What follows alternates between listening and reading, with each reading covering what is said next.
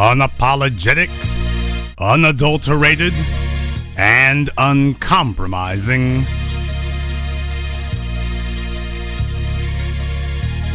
Greetings, brothers and sisters from around the world, and welcome back to the home, the haven, the stronghold, and the super fortress of intelligent Black thought.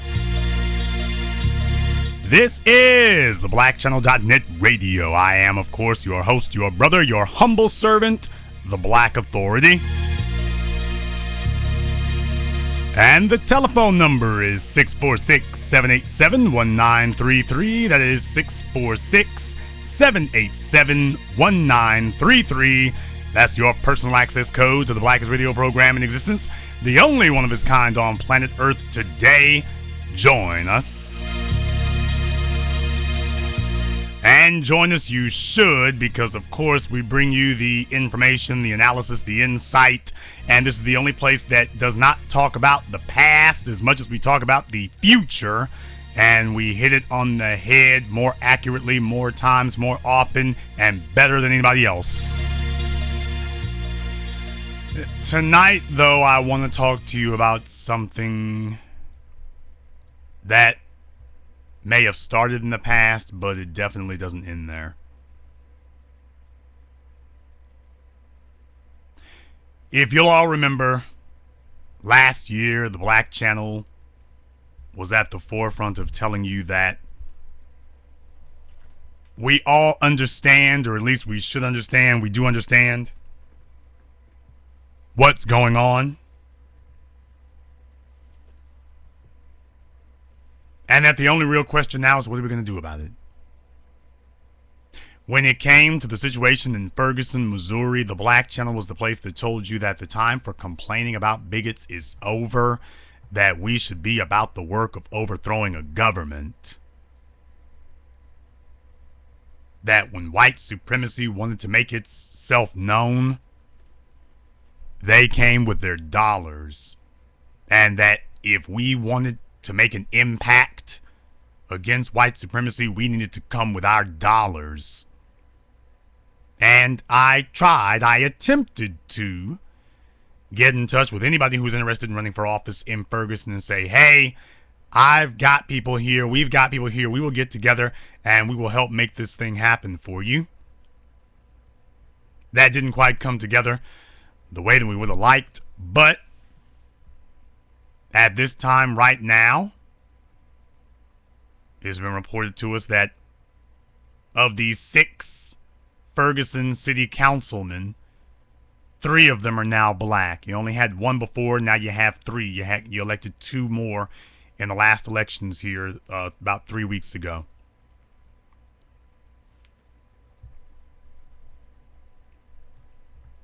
And I wanted to take a moment to introduce you to these 2 new people here. Now, you all, as a scared and cowardly group, which is what black people unfortunately have degenerated into, as a scared, frightened, and cowardly group, unfortunately what occurs is that we look for ways to avoid things. We don't try to look for ways to get things done. We try to figure out some way that we don't have to do it. So we try the can't beat 'em tactic. Oh, they're too big, they're too powerful, they're too this, they're too that. I can't beat them. So don't talk to me about fighting them, because I can't beat them. They're too big to fight. Stop it. Stop telling me I gotta fight them. They're too big. Stop it. And politics is one of the areas where we are most craven and cowardly. Even in cities where we are 60%, 70%, 80% of the population, we still sit back and allow the 30% and the white supremacist overlords within that to shackle, brutalize, and kill us. Now, I'm not the guy who takes that kind of crap. I'm not the guy who lets people sit up and say stupid things and keep on walking. I'm the guy who says, now, if you're going to say that, you're going to have to substantiate that. And that's just the bottom line. If you say it, you're going to have to substantiate it. You're going to have to prove that it has some type of basis in reality. And that means I want to see your numbers. Folks get real scared when you start talking about numbers because words are a matter of opinion. Numbers are an irrefutable fact. You either got it or you don't. And that brings us back to Ferguson. Now, the two people who had won were Wesley Bell and Ella Jones. Now, first of all, let me introduce you to Wesley Bell. Now, as I understand, he was actually a judge in another township, and now he's on the city council in Ferguson. Now, in the chat room, and those of you who will be listening to this later, I want you to think for a moment now. He's a city council person in Ferguson.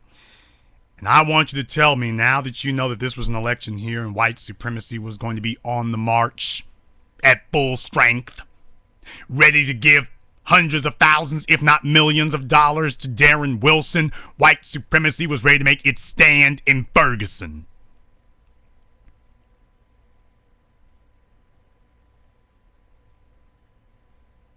And you had to be cognizant of that. Now, Wesley Bell was already an accomplished politician, so he, of course, was prepared for that.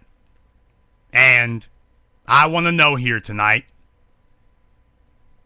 how much money do you think that Wesley Bell had to raise to be able to win that seat? Do you think that he had to raise $9,000? Do you think that he had to raise $19,000? Or do you think he had to raise $119,000? Which one of those three do you think? $900? $1,900? Or $9,000? $19,000? Or $119,000? I want somebody to tell me which one you think it was.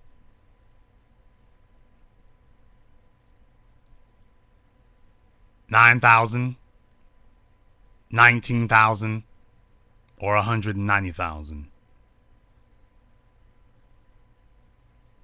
Okay. Nobody is responding in the chat room, and of course nobody can call now, which means that everybody is furiously trying to go to Missouri's website to go look the information up, and I guess that's okay.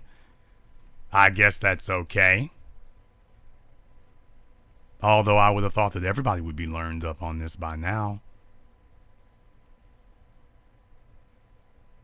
I got one person said 9,000. I got another person says 19,000. Got another person who says 9,000. Okay. Brothers and sisters, the correct answer is none of the above. In reality, Wesley Bell raised $5,787. $5,787.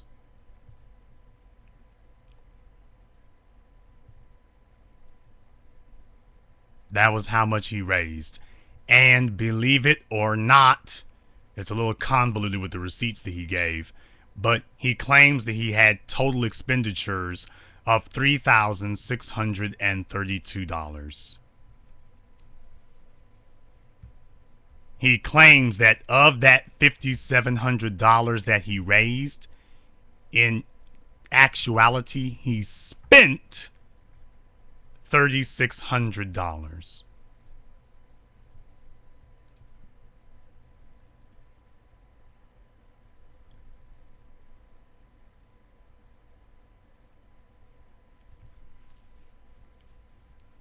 That was what it took for Wesley Bell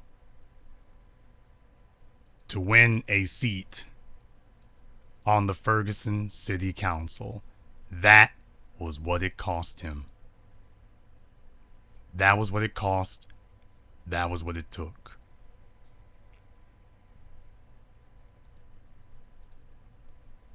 Do you all understand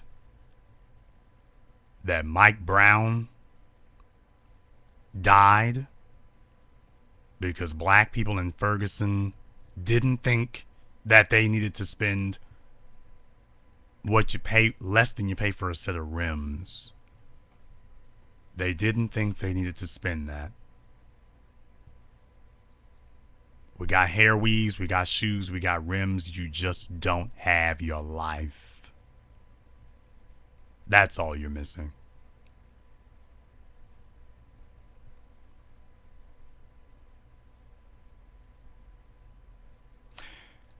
The other person is Ella Jones. Now, Ella Jones, that was actually a rather interesting one because Ella Jones was actually running for the seat held by the white supremacist Republican Kim Tian.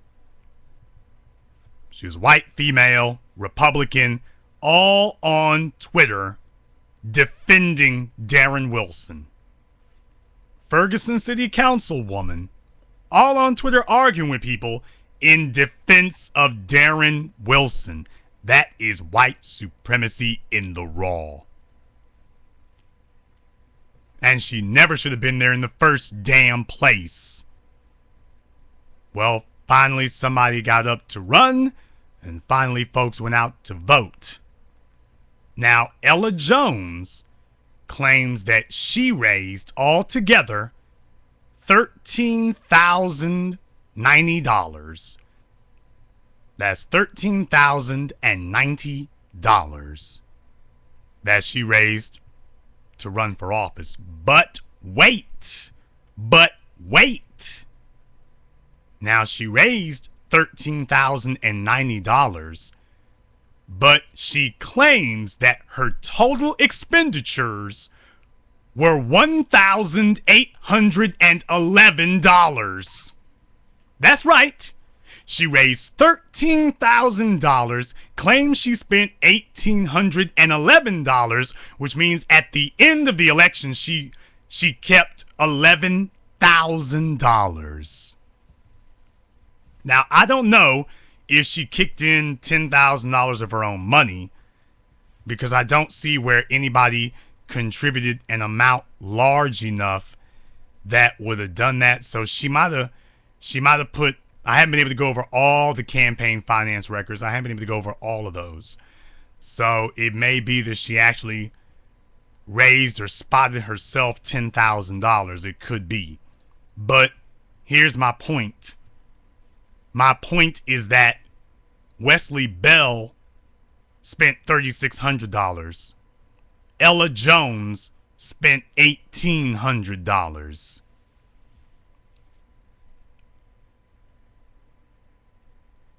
I bet you now she's saying, damn, I could have had a recall election and been the mayor.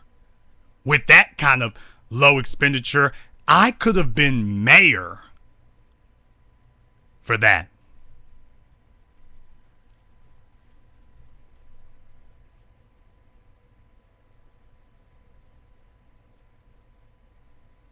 $1,800.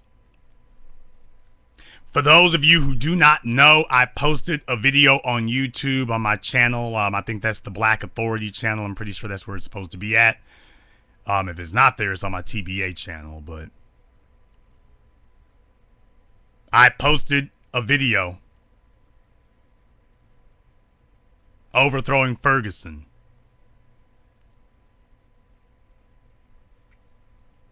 And I, with the help of Tim Goldman, thank you very much, in St. Louis, we had gone and at our own time and expense got the campaign finance records for the mayor and all the city council. You see, when you're gonna go to war, the first thing you gotta have is intel. You need to know who you're up against and what their capability is. That's the only way you're going to be able to take them. And the Black Channel did what no one else has done. We actually went and got the records. I dare any of you to find anybody who actually printed the records. And not only that, I even got a Dropbox so that people could download the records from my Dropbox to their computers. Just like that.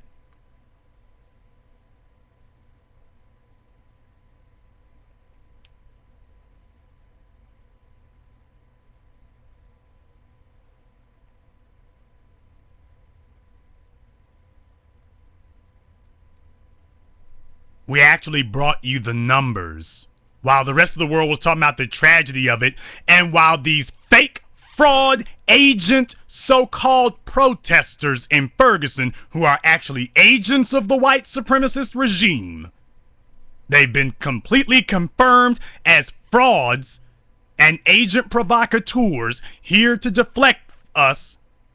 They told you don't run for office. Don't get involved in politics. Remember, Ashley Yates said that. She's all on TV and stuff and said, we don't need politics. She is there to help Jay Knowles and the rest of them, don't you see? She's there to help them while pretending she's against them.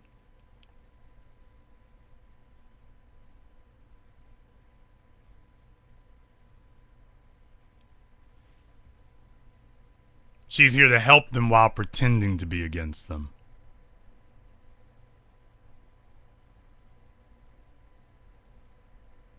The Black Channel said we ain't here to pretend nothing. We're here to chop the snakes' heads off. That's what we're here for. So we got the necessary information and got the necessary intel. And we brought it back to the rest of the world. So nobody had to guess what you needed to have. And in my video, I said, do you realize that the entire Ferguson government, the mayor and all the city councilmen, didn't even spend $10,000 for all of them to get elected? They didn't spend $10,000 between all of them. And that was why I said we could take that government and imagine what the headlines would say after the election. Imagine what the headlines would be like. Imagine if we had taken all 6 city council seats and the mayor. If we had recalled the mayor and recalled one of the extra city council seats. Imagine what could have happened if we had done that. Imagine what the headlines would have been. Imagine what that would have done.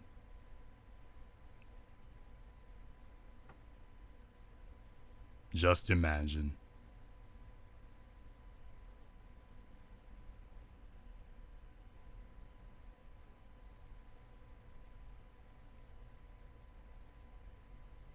Right here in my own city of Shreveport, I went down taking a look at the city council here. Do you know that in our city that the 3 of the 4, because we're a majority black city, but because when the whites were running things, they gerrymandered the districts, so we've still been waiting to get that overturned so that we can get the districts properly drawn, because basically what they've done is draw out districts that are majority white for the purposes of falsely and artificially maintaining a white majority on the city council. So we gotta get that taken care of next. But that shouldn't have been too hard either. You know why?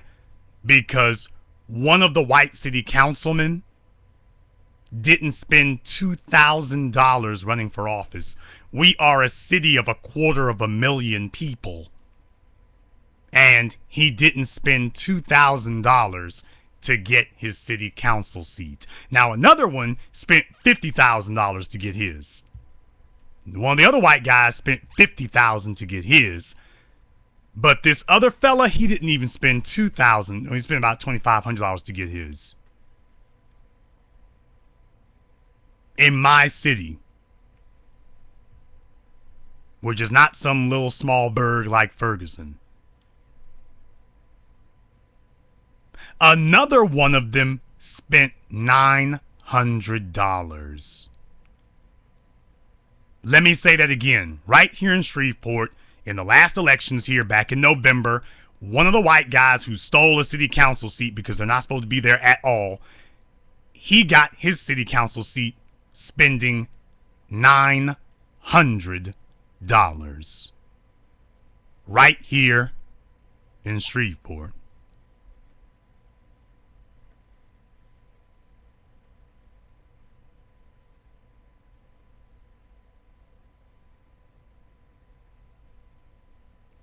Right here in Shreveport.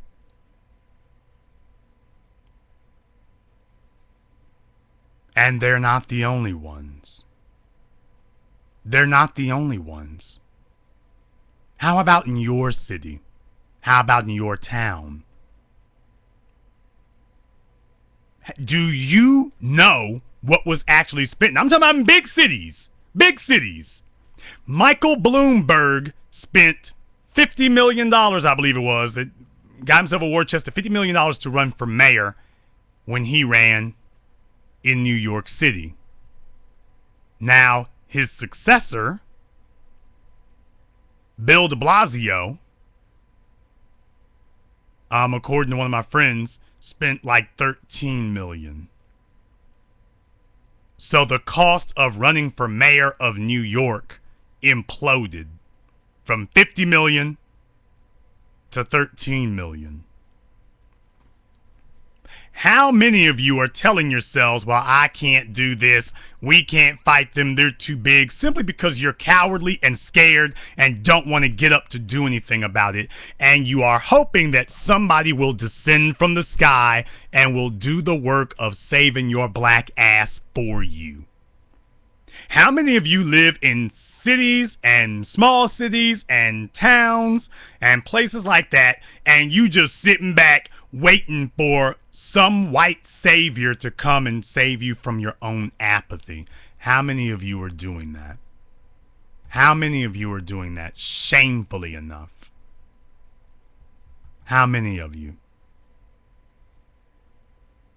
How many of you have actually gone to your state's ethics or campaign finance website to take a look and get the actual numbers to find out exactly what is it that these people did spend? What did they actually spend to get in the office? What do you actually need to challenge them?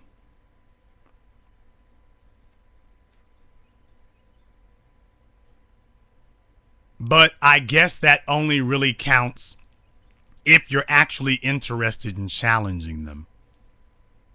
You see, if you're a Negro who's looking for somebody's skirt to hide behind, you don't want to know the numbers. You don't want to know what they spent. You don't want to know how the prosecutor got in office, because you ain't got no intentions of challenging them in any way, shape, form, or fashion.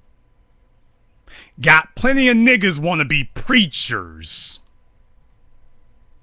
Plenty of Negroes of low intellect and low job skills who want to be preachers and booty models and rappers and ball players.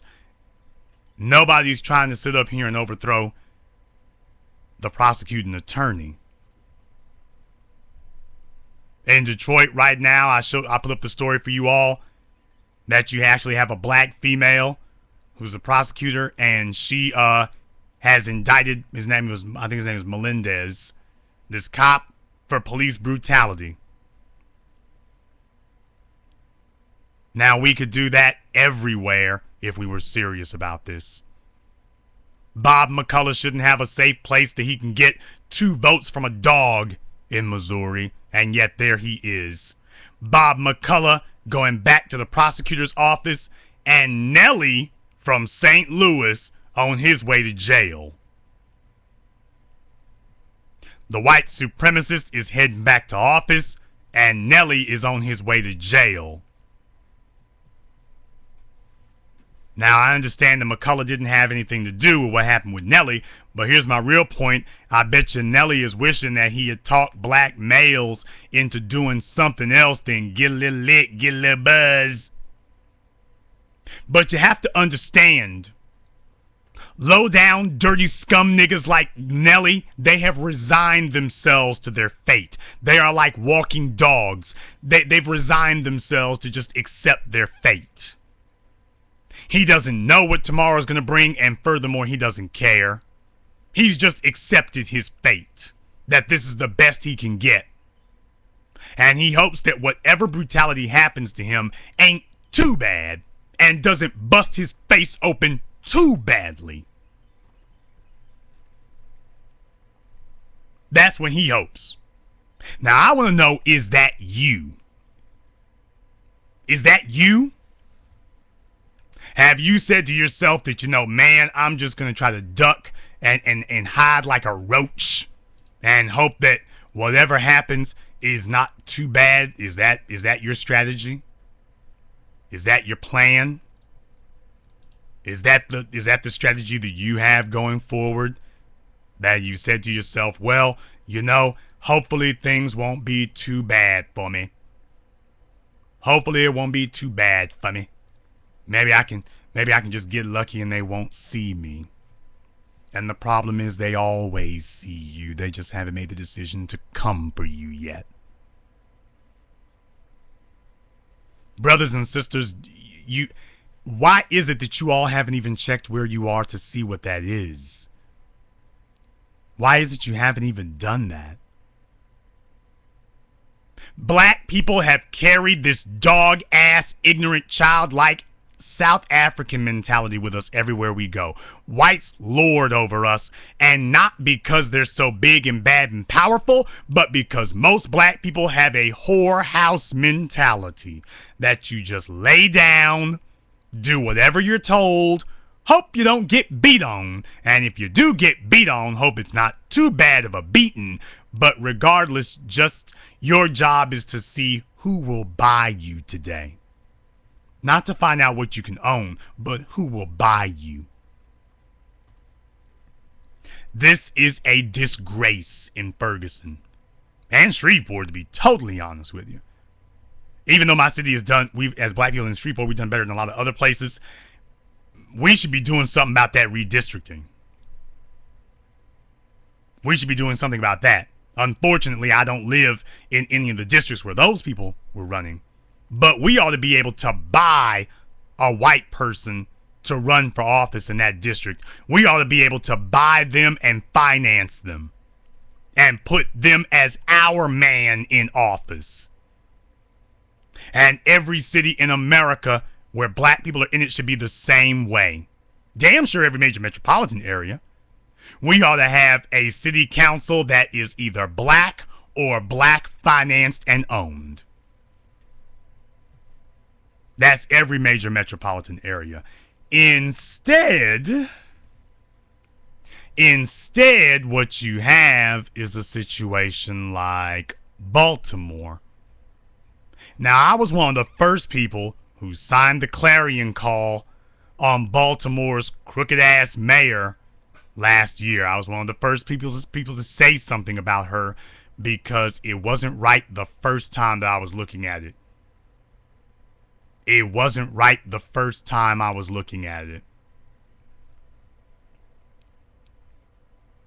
And Baltimore's mayor, Stephanie Rawlings Blake, has been a bootlicking, step and fetch it for the white supremacists, which is how she got where she is. She came out loudly and proudly that the city council of Baltimore, listen to me now, the city council of Baltimore wanted to require police body cams. It was Stephanie Rawlings Blake, the black female mayor, who said, no, the city council is wrong. I do not want our police officers wearing body cameras. They eventually had to vote around her. Over her veto, they had to vote around her. They had to vote past the mayor. Your black female mayor said no body cameras. And now, 6 months later, a black male in her city is killed in a gruesome fashion, his back broken by the police. And Stephanie Rawlings Blake isn't saying anything about this murder because she defended them. And you ought to see her. I mean, she is the most goat-faced, blank-expressioned, oblivious buffoon you ever saw in your life. She really does look like if you tapped her upside the head with a yardstick, you would just hear an echo like a garbage can.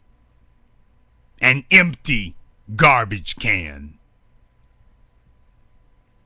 She raised $350,000 this last time to run for mayor of Baltimore. $350,000. Not $1 million, not $10 million, $350,000.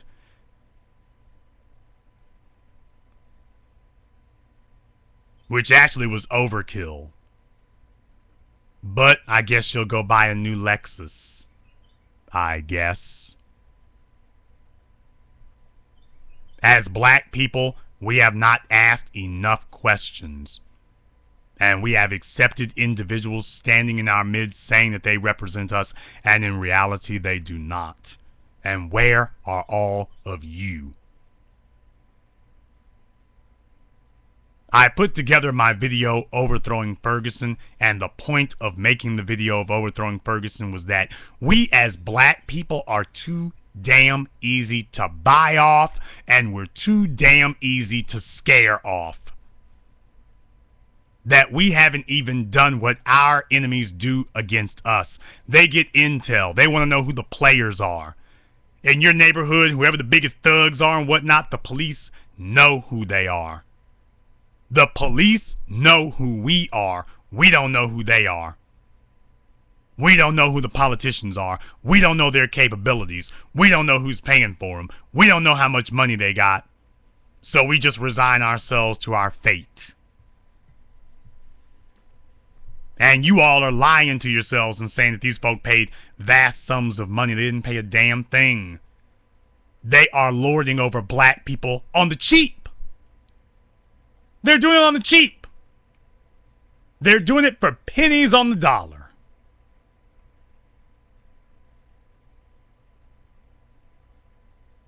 And we're sitting back and just letting them. You get what you pay for, brothers and sisters. You get what you pay for. If you want good schools, you got to pay for those. If you want a media that respects the black image, you have to pay for it. If you want politicians who respect and respond and obey you, you're gonna have to pay for it. You will. I don't simply mean it will have to be paid for. You will have to pay for this. You're going to have to finance the circumstances in life that you want. There's no getting around it, and there's no other way. Gonna go ahead and open up the phone lines here now. The telephone number is 646-787-1933. 646-787-1933 is your personal access code to the blackest radio program in existence, the only one of this kind on planet Earth today. Definitely you want to call in and join us. There is a tornado watch here in our part of Louisiana, so if it looks too threatening out here, I may have to wrap things up earlier if it starts too much nonsense. Just letting you know that, by the way, for those of you who are not here, there is a tornado watch here tonight. It's supposed to be in effect till like 2 in the morning. But, of course, we are undaunted. We will be here unless it's impossible not to be here. Let's see if we can grab a couple of phone calls here now. Caller from 863. You're on live with the Black Channel. How's it going, TVA? This is Donovan from Florida.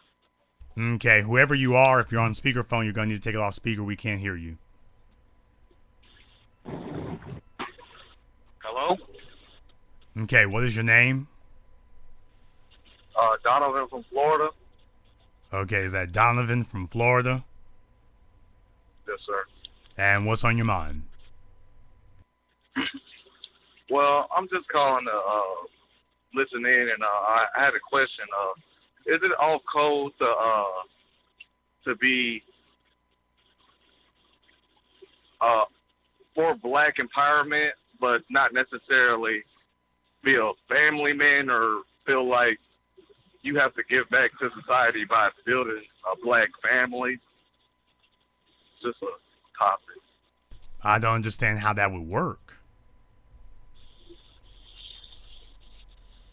Well, like I look at you, for instance, and you don't have any kids or anything, but you seem to be pretty intelligent and helping black society when it comes to business and ideas that we need to implement and stuff like that. So I'm trying to see if do you have to have kids or a family to contribute to intelligent black society? No. It certainly helps because black society is nothing if not its people. But the real issue is not do you have kids. The real issue is what have you done for your people. That's the real issue. And that kind of moves to when it comes to relationships and the people who you have as friends, as far as multicultural people. Does that mean that you're already sold out? Or does that become cooning if you can have business partners and or even personal relationships with other cultures? No. Does that cancel you out of the whole black empowerment? No, it depends on what you are trying to do. Now, if you are somebody who is saying, I want to speak on the black family, well, if you're not a black man with a black woman, how does that work?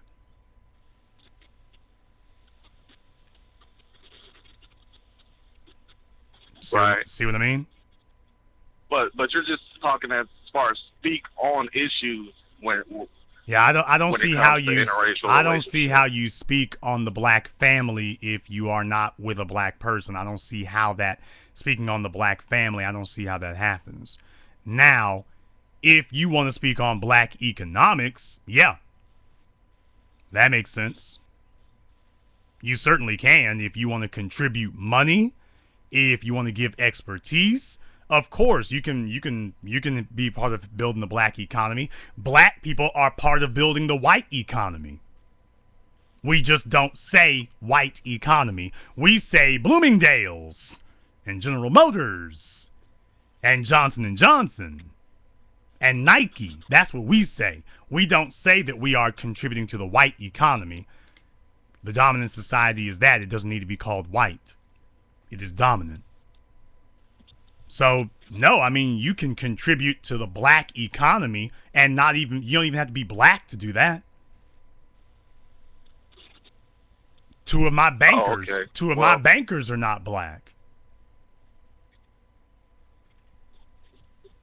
Two of them are. Well, is it okay to speak on black family if you don't have a family?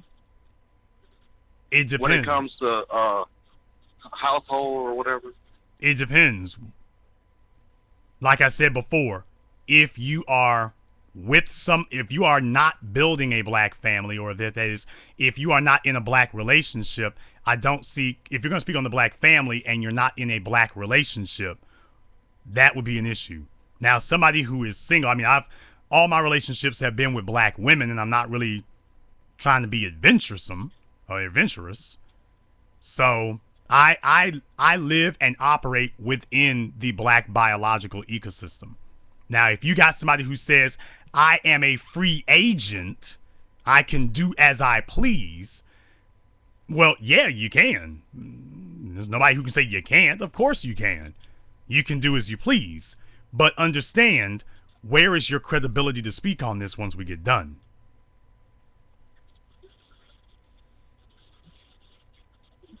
Well, the reason why I asked is because, I date a white female, and it's not because she's white. You know, it's just because I found her attractive when we spoke, and we had certain things in common. And I always wanted to date black females, and you know, the culture really has most black females to you know what I'm saying, wanting gangsters or thugs or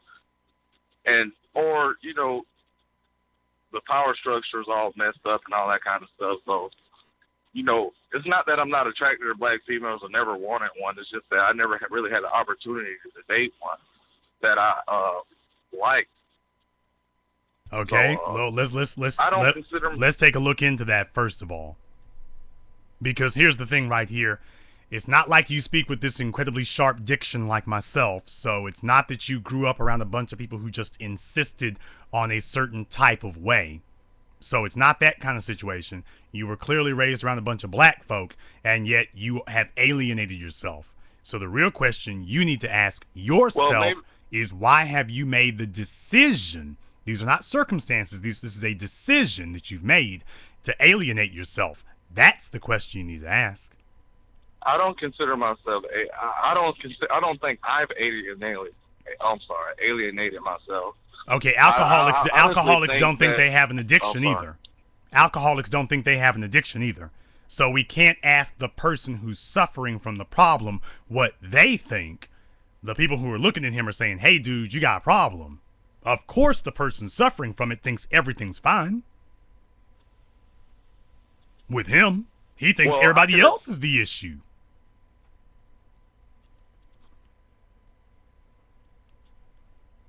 Now, the 40 million black people, 22 million of which would be black females, and you're telling all of us that it's the women who are the problem. No. That's what you just said. I don't think there's any issues when it comes to any differences when it comes to attitude or anything like that when it comes to black or white females.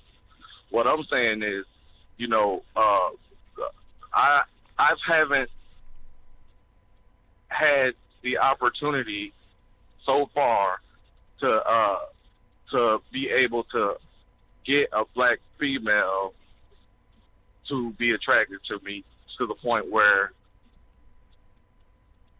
we're going to be dating and all that kind of stuff. Okay, how old are you? I've had black female friends. Okay, I got that part. Huh? How old are you? I'm 26. You're 26 years old. Now, you said you're in Florida. Where at in Florida are you? Lakeland, Florida. Okay, Lakeland, Florida. I'm not exactly sure where that is. Is that what between Orlando and Tampa? Okay, that's between Orlando and Tampa then.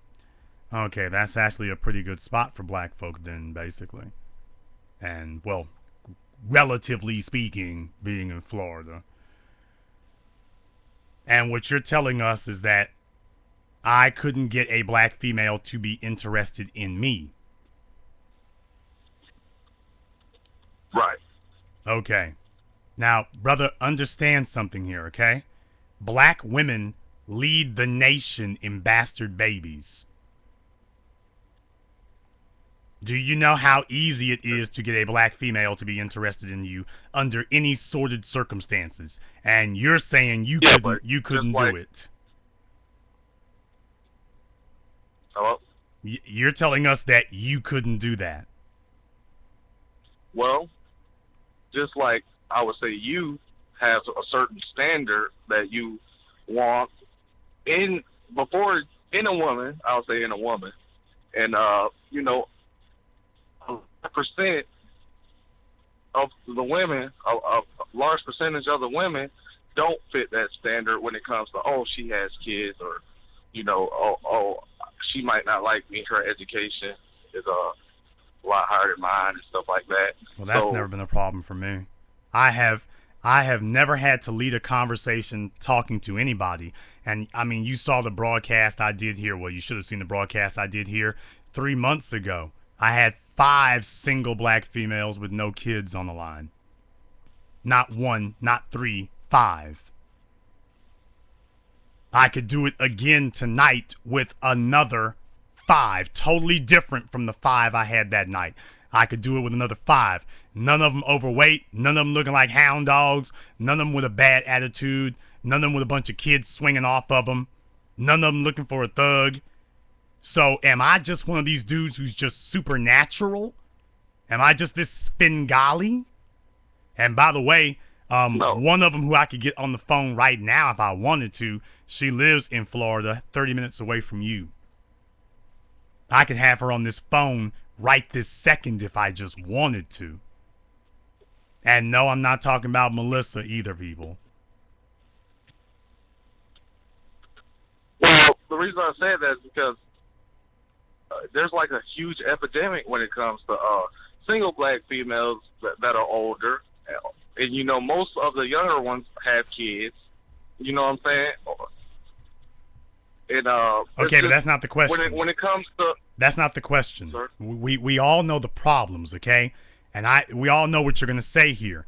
That is not the question. The only question is, please tell me, how do you plan on bringing forth an African between the legs of a European? Well, at the end of the day, even if they are half European, they're considered African. Okay, I didn't ask you about considerations. I'm saying to you, what is your plan? Well, my plan was to, you know, and I'm not talking about just interracial relationships. I just called in to see, you know, can you still be a part of black society, intelligent society, and contribute to black empowerment when without being in a intimate relationship with a black female. Well, here's the real issue, And though. it's not that Here's I the don't real want issue. to. You know, it's not that I wouldn't have ever looked at them like that. It's just that, you know, I haven't found that one that I see a lot of things in common with, that we kick it off and all that kind of stuff. Okay, define And, a you know, lot. they're not- Define a lot of things in common. What does that mean? Okay, when I say stuff in common, I say, you know, I like to dress nice. I like nice shoes and stuff like that, but I don't have tattoos, and you know, I don't have goals in my mouth and stuff like that. And, Okay, well, you're talking about hood rats. and I don't- You're talking about hood rats, okay? Right. Okay, you're talking Right. about hood rats. And what you're saying is that you've been going places where you frequent hood rats. No, I'm Yes, saying that yes, around where I live, yes, the yes. intelligent black females aren't going to go for. I don't have the best education. I didn't get my high school diploma Okay, or GED. what's your point? But What is your point? my point is, you know, me with a low education level, but you know, I make good money. I'm a truck driver, and you know, and not being all in the hood life type stuff. You know, the pool that I'm looking into for females, you know, is real shallow. Okay, And, let's get something straight most here, okay? black Time is of the essence here. Let's get something straight, okay? Tariq Nasheed has literally made a living debunking things like what you just said. The man has literally made a living out of it. Literally. And he's not the only one. Brother, I'm not telling you what I think. I'm telling you what I've lived. There is not one of those so-called educated black females that you are referring to that I could not jump in my truck, drive to Lakeland tonight, and pull any one of them if I wanted to. Not bragging. I'm telling you that if I can do it, what's your excuse? Now, I'm going to tell you what the reason So is. you're basically I'm saying- going to tell you what the reason is here in just a moment.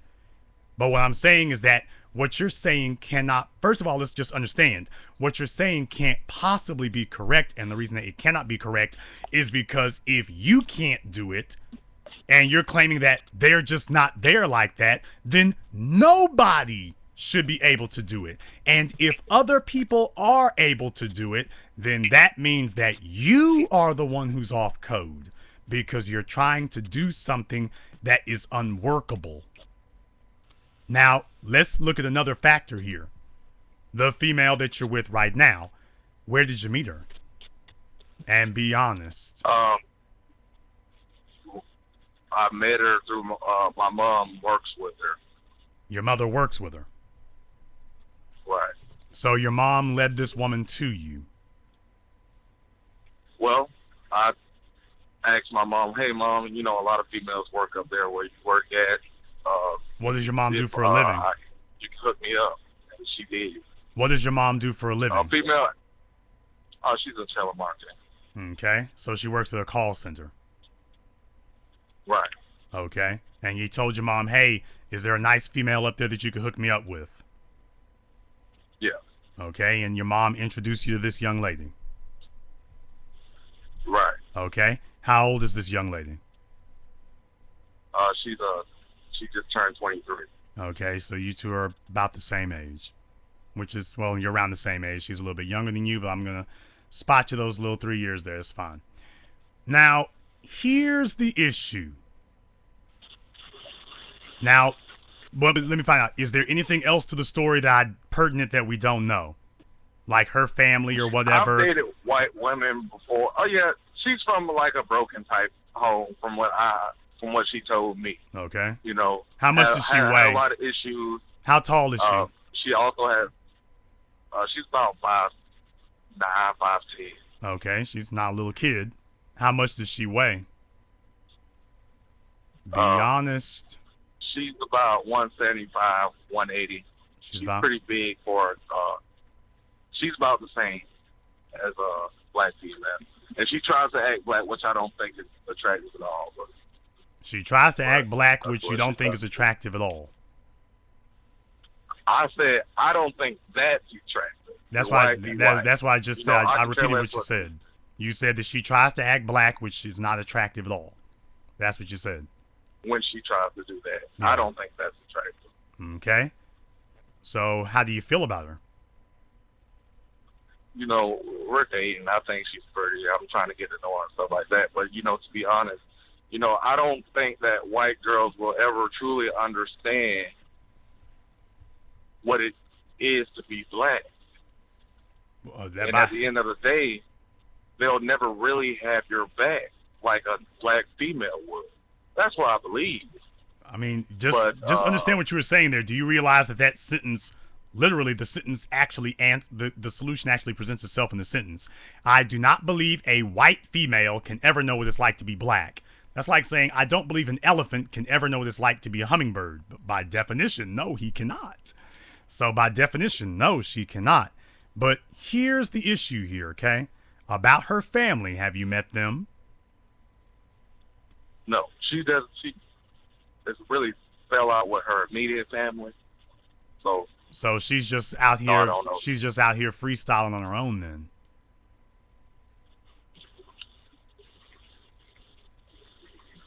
Basically.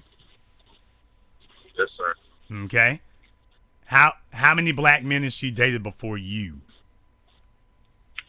Now we all know the answer to this one, but go ahead and say it. She told me that she likes black dudes. She's attracted to black dudes. Okay, she wants a mixed kid, stuff like that. You found a wigger. You found a wigger chick. Now, do you realize that you started off this phone call, or at least when I started asking you about it, do you realize that you were saying that the problem with black women was that I've got higher standards than them, the hood rats, and the intelligent females, I can't pull none of them. You asked you asked your mother. You asked your mother, hey, Mom, can you introduce me to someone?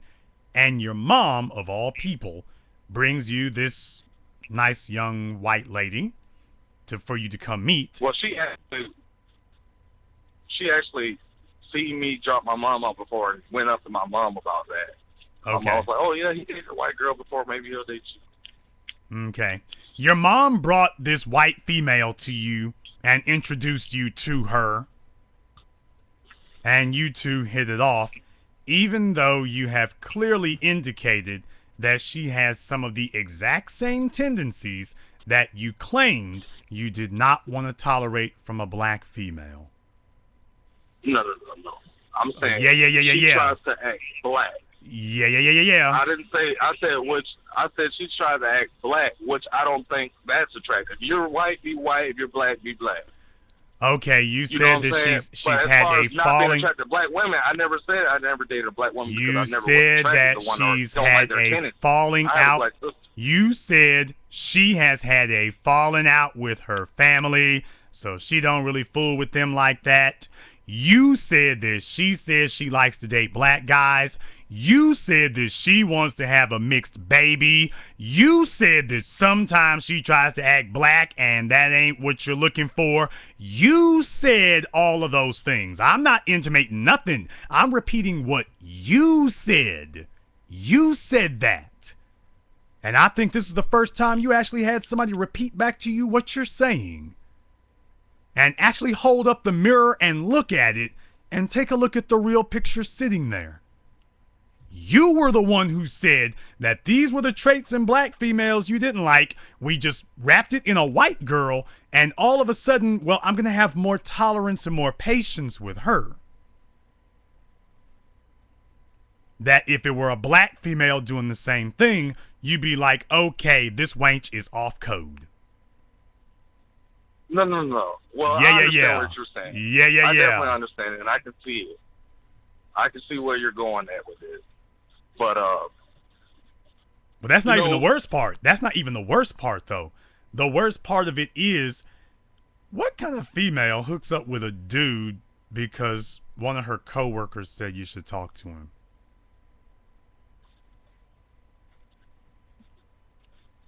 Sight unseen. What kind of female? Yeah. What kind of female lets one of her coworkers put her on just introduce her to somebody? What kind of female does that? Like I said, she seen me drop my mom off to work. She thought I was attractive. That was okay. My mom, hey, she talked to your mom. She talked to your mom and not you. She doesn't know you from a can of paint. I'm an over-the-road truck driver. Yeah, okay. That's what I'm saying. She was just trying to inquire about me. Why would she want to do that? Yeah. What kind of female does that, Donovan? What kind of female does that, Donovan? I don't know. I wouldn't know that. I really don't know. The kind of female that, quote, dates black guys and wants to have a mixed baby and sometimes tries to talk like she's black.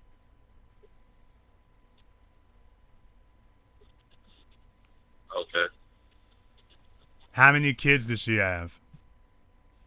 She doesn't have any kids. That's one of the things that, I liked about her. That she was young. She didn't have any kids. She worked. And she doesn't think she's better than me when it comes to education. But, because we both are in the same boat when it comes to education. First of all, you've got a preference here, and black women can spot that just like black men can spot it when we don't approach people the same way. Because there's nothing there. First of all, your mother is a problem because of all the people that she could have introduced you to. Clearly, she's showing that there's a family dynamic here that is clearly distorted. Second of all, no. I know what the problem is. I mean, the problem is fairly simple to realize. I mean, it's clear what the problem is. You see, the black females. Well, let's try. Two things here, everybody. Now that we've heard everything I needed, because I could have asked this at the beginning, but I wasn't going to do it now. Number one, how long you been a truck driver? 2 years. 3 years. On my third year. Because we've been over this before, Donovan. And how much in savings do you have in the bank? Not much. Not much at all. Not much at all. I think when we talked before, it was about $40 a month over the course of 2 years, for a grand total of about $1,000. Yeah, I think when we talked before, it was about $40 a month over the course of 2 years, which gave us a grand total of $1,000. Is that not what you said the last time you called in? Yep, that was it. Okay. And Donovan, that's the reason why intelligent females, black, white, green, purple, intelligent females who want their lives to amount to something, they ain't checking for a dude who can work for 2 years and can bring her $1,000. They're not checking for that. A female who is progressive looks for a male who is progressive. You ain't progressing. And you're saying that it's the females who are the problem. Now, I could have started off the phone call by saying this, but I wanted to dig a little bit deeper so that people would have a fully fleshed out idea of the whole atmosphere and environment upon which this is occurring. But the bottom line is, brother, a female who can save up $3,000 in a year is not going to be led by a man who cannot save up $3,000 in 2 years. Because what you have just told her is that she is smarter and more capable than you are. And I'm not talking about books. I'm talking about common sense. I'm talking about basic mathematics. Do you understand that they're looking at you and judging that based on what you've done? Not on some preconceived notion. She's doing like an employer. Right. She's doing like a smart person does. She is asking you for your documentation. She's asking you for your documents, and you are telling her, my documentation is sideways. Want to go on a date? So you found some young white girl. At the end of the day. Okay, you found some young white girl who ain't got no standards. She just digs black dudes. And you know why? Because white dudes won't fool with her. They done kicked her to the side. So, brother, do you understand you are getting some white guys leftovers? Like I said, I like black females. I like the whole black family thing. My mom's not the issue. She encourages black relationships. I asked her, and then she said, "Okay, this girl, she thought that I would like her because my previous situation, and I asked her to hook me up with someone." But now, do you hear what you just said? You just said my mother likes black relationships. My mom likes. No. I didn't say that. What did you? I said she encourages black relationships, but okay, you said your mother encourages. Problem. You said your mother encourages black relationships. Who introduced? When you said mom introduced me to somebody, who introduced you to this white girl? Well, my mom told her what she told Sir. her. Who introduced you to this? Like, who introduced you to this white girl? My mom. Okay. Now, does your mother encourage black relationships? Yes. Who introduced you to this white girl? Okay, I guess not. She just hooked me up with the girl because I asked my mom to hook me up with somebody from work, and that girl asked my mom about me, so she thought it would be okay. She didn't just say, "Oh no, I'm gonna make sure it's gonna be a black girl." Okay, well clearly your mother does not. Clearly your mother does not encourage black relationships. Clearly. Okay, well I'm saying that. Basically, I was saying that she's not gonna be. She doesn't hate black girls or something like that. That's what I'm saying. She don't care what. If it's a nice girl, she'll try to hook me up with her. Okay, if it's a nice girl. Right. Indiscriminate. Right. So I guess you're right. She doesn't encourage black relationships. And she hooked you up with a wigger chick who chases black males. That was the. Well, she didn't know how serious. That was the. Okay. How long has your mother been working there? They both started at the same time. How long has your mother been working there? Not long, about maybe 4 months. Okay, your mother's been there for 4 months. She's been there for 4 months with this white girl. So this white girl is not a stranger. Now, having worked in places with call centers and things like that, brother, we know all the hoes. And your mother does too. So if she's one of these white girls who's always checking for black dudes, your mom knew this. Right. And she figured it would be easy to hand her off to you. And it was. Right. But here's the real problem, Donovan. You don't need to be in a relationship. You ain't ready for brother. But Your finances do not qualify you for a quality female. Your finances disqualify you for a quality female. but see, this is the contradiction, or this is the big thing.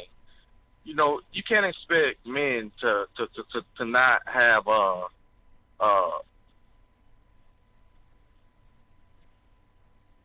desires that they want to go get fulfilled. And you cannot blame females All because for of, not being the dumb. financial.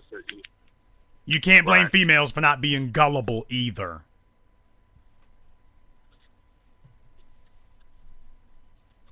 Men have Yeah, desires. you're right. Okay, you know what? People have a lot of desires in this world. Children have desires for candy. I guess that goes along with sex for adults, huh? Brother, you ain't earned it.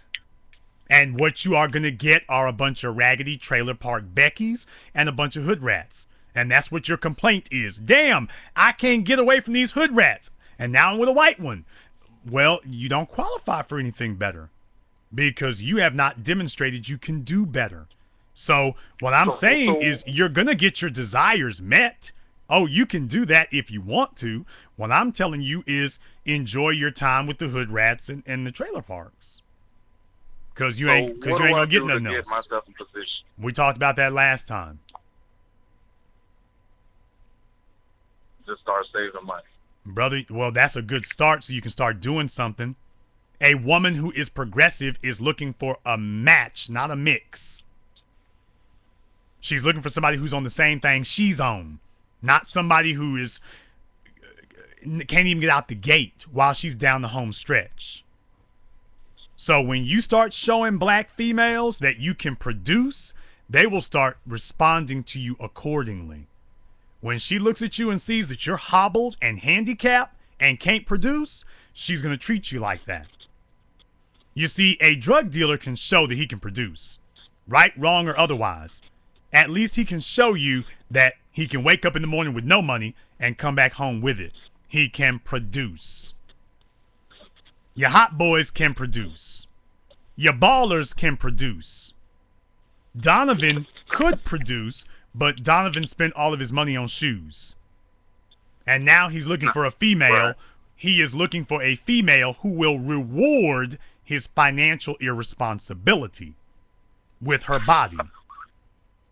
And a female who is dumb enough to give a man sex who does not deserve it, that's not a female worth having. So what I'm saying is that it's a very clear reason why the females that you would prefer to have are avoiding you. Now, it's up to you whether you wish to see that cycle continue. But I could come in there tonight and not even with a flashy car either. Simply with them seeing that I'm progressing, they're going to want to get with somebody who's progressing. When they see that you're building, they want to be a part of something that's building. This white girl don't care if you didn't have 2 pennies to rub together. You're black, she has a fetish for black, and that's all she really cares about. That is her priority. Not a black man who is going somewhere, just a black man who is going to her house.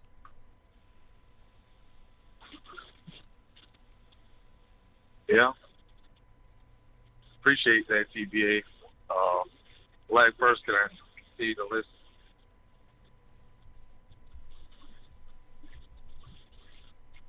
Hello? I hope you got something out of it. Oh yeah, I got something out of it.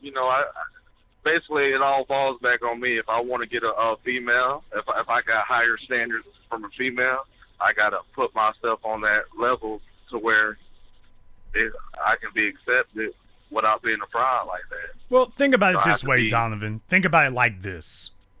If you actually had 2 trucks that you owned, not 10, not 20, just 2 trucks that you owned, do you think you would have the same problem? No. Please tell me that you are not having unprotected sex with this broad. I mean, with this young woman. Lord Almighty. Is she pregnant? Nah. Well, I hope not. Let's just say that. I hope not. Okay, Donovan. All right.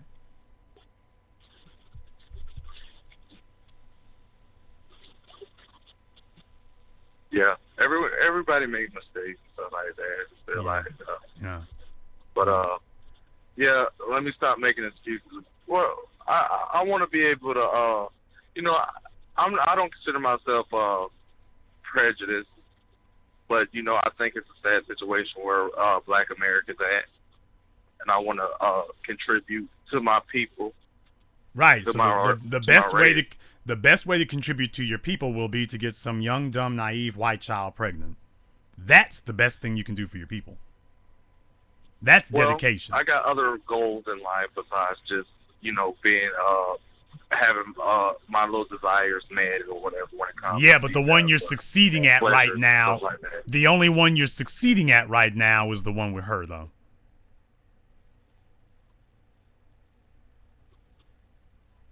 If these other things were truly a priority, you'd be eating it, drinking it, sleeping it, thinking it, breathing it, feeling it, living it, being it. And the only Well, one to that be honest, you are really doing I'm is that. doing that as we speak, and since we spoke, I haven't made such a great stride that it's worthy of saying, okay, TBA, look, I changed. You can tell. I mean, it's going to take some time to get enough stages to where I can say something. Okay, let's be clear about something here, okay? Let's be clear about something. She doesn't have her family around her, which means she's freestyling on her own.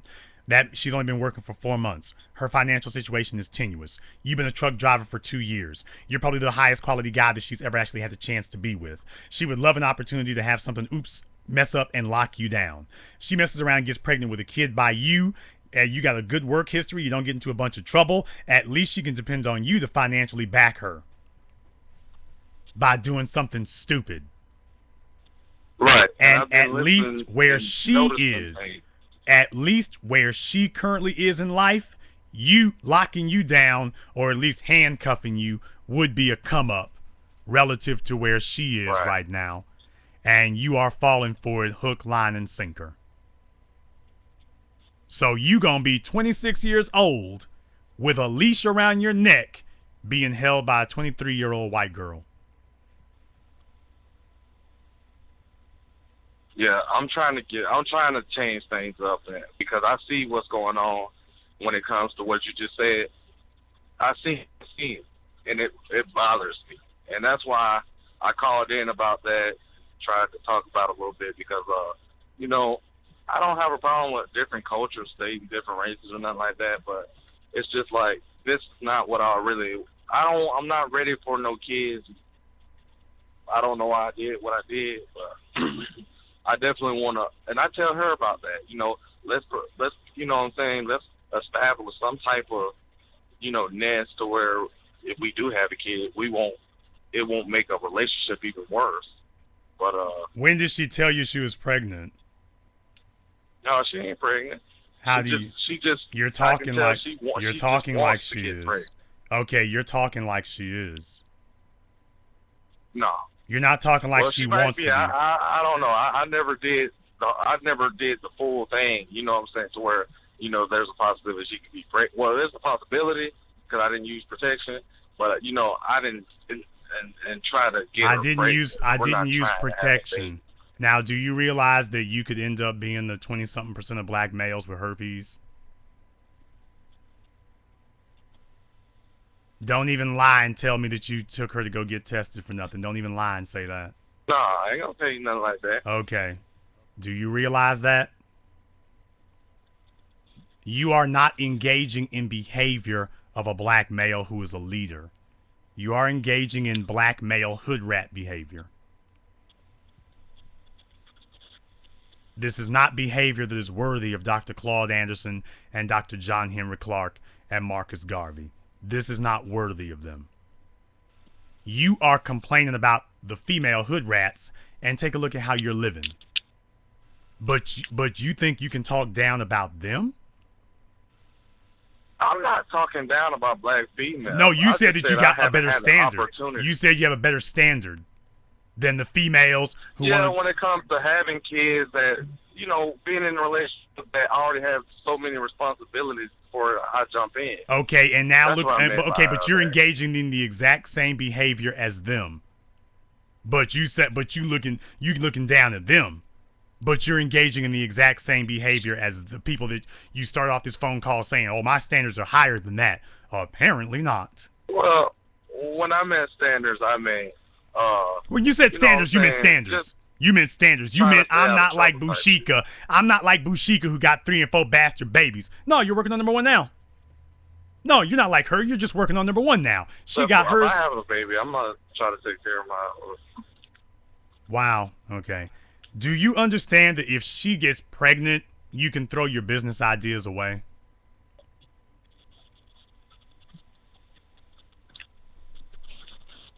I understand that that wouldn't be a wise decision at this point in my life. Do you understand that if she gets pregnant, you can throw it away? Because whatever you get from now on, she gonna have a piece of it.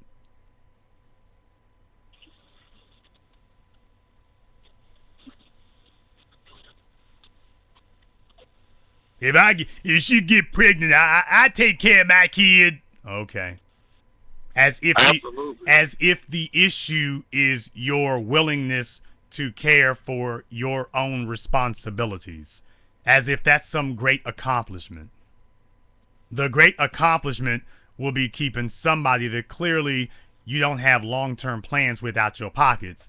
Now, you are talking all love-struck, and she's talking about having a kid, and I've been talking it over with her.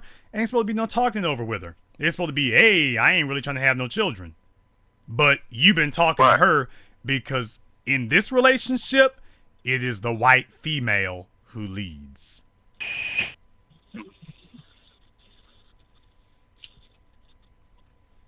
I'm gonna be the lead of my.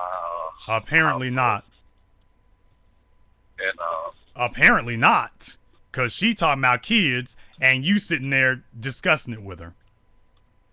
So clearly, Well, yeah, clearly I discussed that, either TBA. clearly either you want children or she's leading. I would like to have children, Okay. but not right now. Like you said, there's certain things. I told you last time we spoke that I'm getting at the age to where I will eventually I would like to have kids, especially before I'm 30 or something like that. So within a couple of years. Well, you started But off I the want to broad. at least prepare a place and get things started to where I can feel more comfortable with that idea. At the I don't beginning of think this that phone having call, you kids talked about that. ruins your life unless you don't prepare for it. Okay. And are you prepared for kids? At this point in time, absolutely not. Mister, I can save up $40 a month. But you're prepared for kids. I'm not prepared for kids, but I don't want to be, I'm not going to be complete celibate either. Okay. And, Well.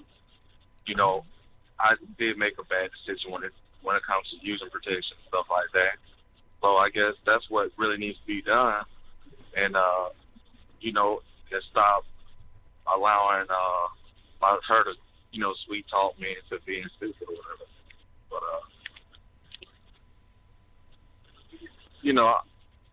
I want to still continue to listen to the show and Okay, call think back about this stuff for like a that. moment here. Think about this for a moment. When did you start dating this girl?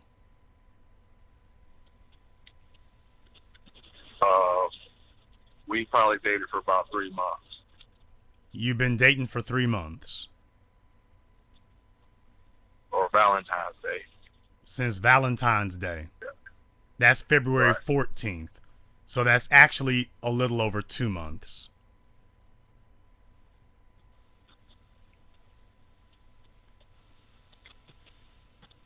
Today's April 24th, so it's a little over 60 days.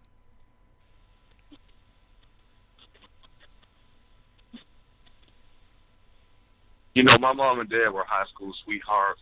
Okay, this ain't your So- high school sweetheart. Yeah, that's what I'm saying. So when it comes to, and my dad owned a business, even being, he had a lot more savings than I had and stuff before he had kids. But, what When's the I'm first still trying time? to When's the learn first how time? to go about life. Okay, let's find out a couple of things here. When's the first time that you two went out on a date? Valentine's Day. Okay, you went out on a date. Okay, so the first time y'all met, you went out together. Right. Okay. And did you have sex with her on Valentine's Day? Of course, it's Valentine's Day. Right. Is that a right? Yeah, that's correct. That's right. She laid down on the first date. Well, TBA, I got a little bit of game. She laid. Did you just tell me that the white girl with no family who sleeps with black dudes on the regular and wants a mixed baby slept with you because your game is so strong? Did you really just say that? Really? Well, So that was your game that did that. Female. That's not the just issue, that's but not I'm just trying the to way find a she good gets female. that's not just the way she gets down. That's your game that's your platinum game at work. For All right, maybe real, I shouldn't have dude. said that. You won't let nobody get no credit. Dude, you don't want credit for that one. You don't want credit for that one. A female sleeps with a dude the first time she met him. She can't tell you that that's not just the way she gets down. That dudes can break her off the first time they meet her. So if she did that with you on the first date, buddy, that's just the way she rolls.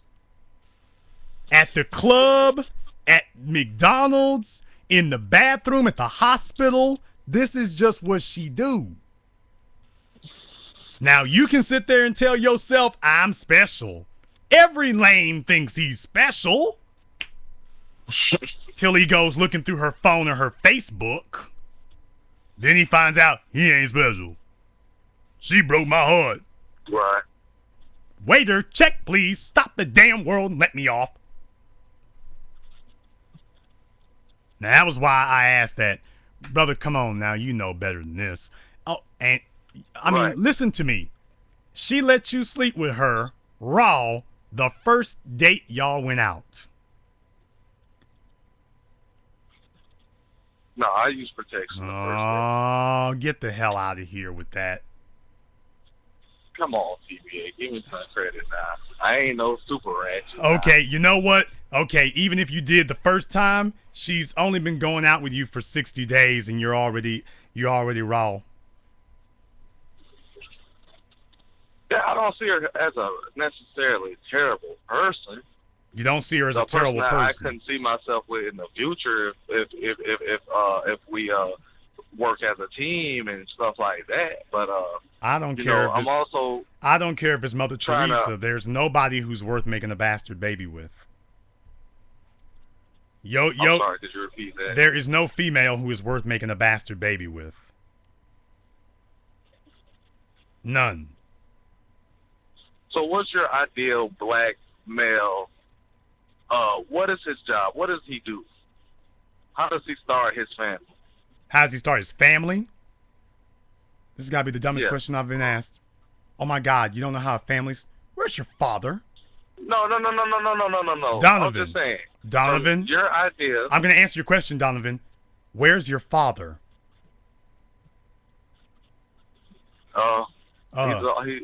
He's in my life. My parents are both my parents are still married. Yeah. Okay. No, and, but and well, their it might be example, like I'm saying, their like, example didn't show you Right. how. Their example well, didn't show their you how. example- Yeah, it did, TBA. But what he done, what he did in his life, and the way you explain things, they contradict each other. Okay. You know, he had a kid out of wedlock, his first kid, with my mom, and then they end up getting married. Okay. And then they had more kids. My dad, he worked for a company for 15 years as serious mechanic. Then he went in partnership with another guy. Did you And ever he did ask your that. dad about that? I know what to do, but you know what I'm Did saying? you ever It's hard ask to your be like that. father It's hard about- to do stuff like that. Did you ever ask your father if he had it to do over again, would he have done the same thing with the same woman? Yeah, you haven't asked that. Take your father. Yeah. Take your Everybody father. asks that. Everybody asks that. Take- We all know the answer. Take your father by himself, just the two of you, and ask him if he had it to do over again, would he have done the same thing with the same woman? Well, TB, I know the answer to that question already. Yeah, of course he gonna pick my mom, but you know he would have did things a lot different, and that might have caused him not to have kids at a young age. He would have probably had a business before he ever got involved with females. But let's run off our testosterone and our what we have. You know what I'm saying? Let's run off the where we're at right now, and then learn from other people and try to make better decisions. But at the end of the day, no one's going to try to be a business owner before they even get involved with a female. I mean, no one's going to try to be a business. Impractical. No one's going to try to be a business owner before they get involved with a female. Did you really just say that? Yes, that's impractical. That's impractical. Yeah. Okay, be quiet. Mark Zuckerberg. Is he a white man? Care for me to go on? Bill Gates. Steve Jobs. Care for me to go on? Care for me to go on? Vince McMahon. I'm sure Steve Jobs had girlfriends here and Vince McMahon. If you go down the Fortune 500, the Fortune 1000, it practically reads like a who's who of men who built their income before they got in a relationship. It practically reads like a who's who. And the current .com explosion going on with all these websites and whatnot, it reads like a new who's who. Every one of them. Twitter, Google, Snapchat, Instagram, MySpace. We can keep going backwards or forward if we want to. These guys are in college or post-grad, and they're building their business and worrying about the females later because white men understand something that dusty Negroes do not understand. You will always get women chasing money. You will lose money chasing women.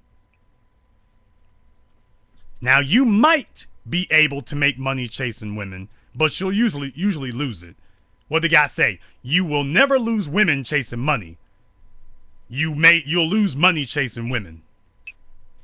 So for you to sit up here and say that that's not true, that a man got to get a female before he gets his money together, clearly, clearly, that was what you just said. You just said it's not practical. I said it's impractical. Okay, so I'm not practical. I'm not practical.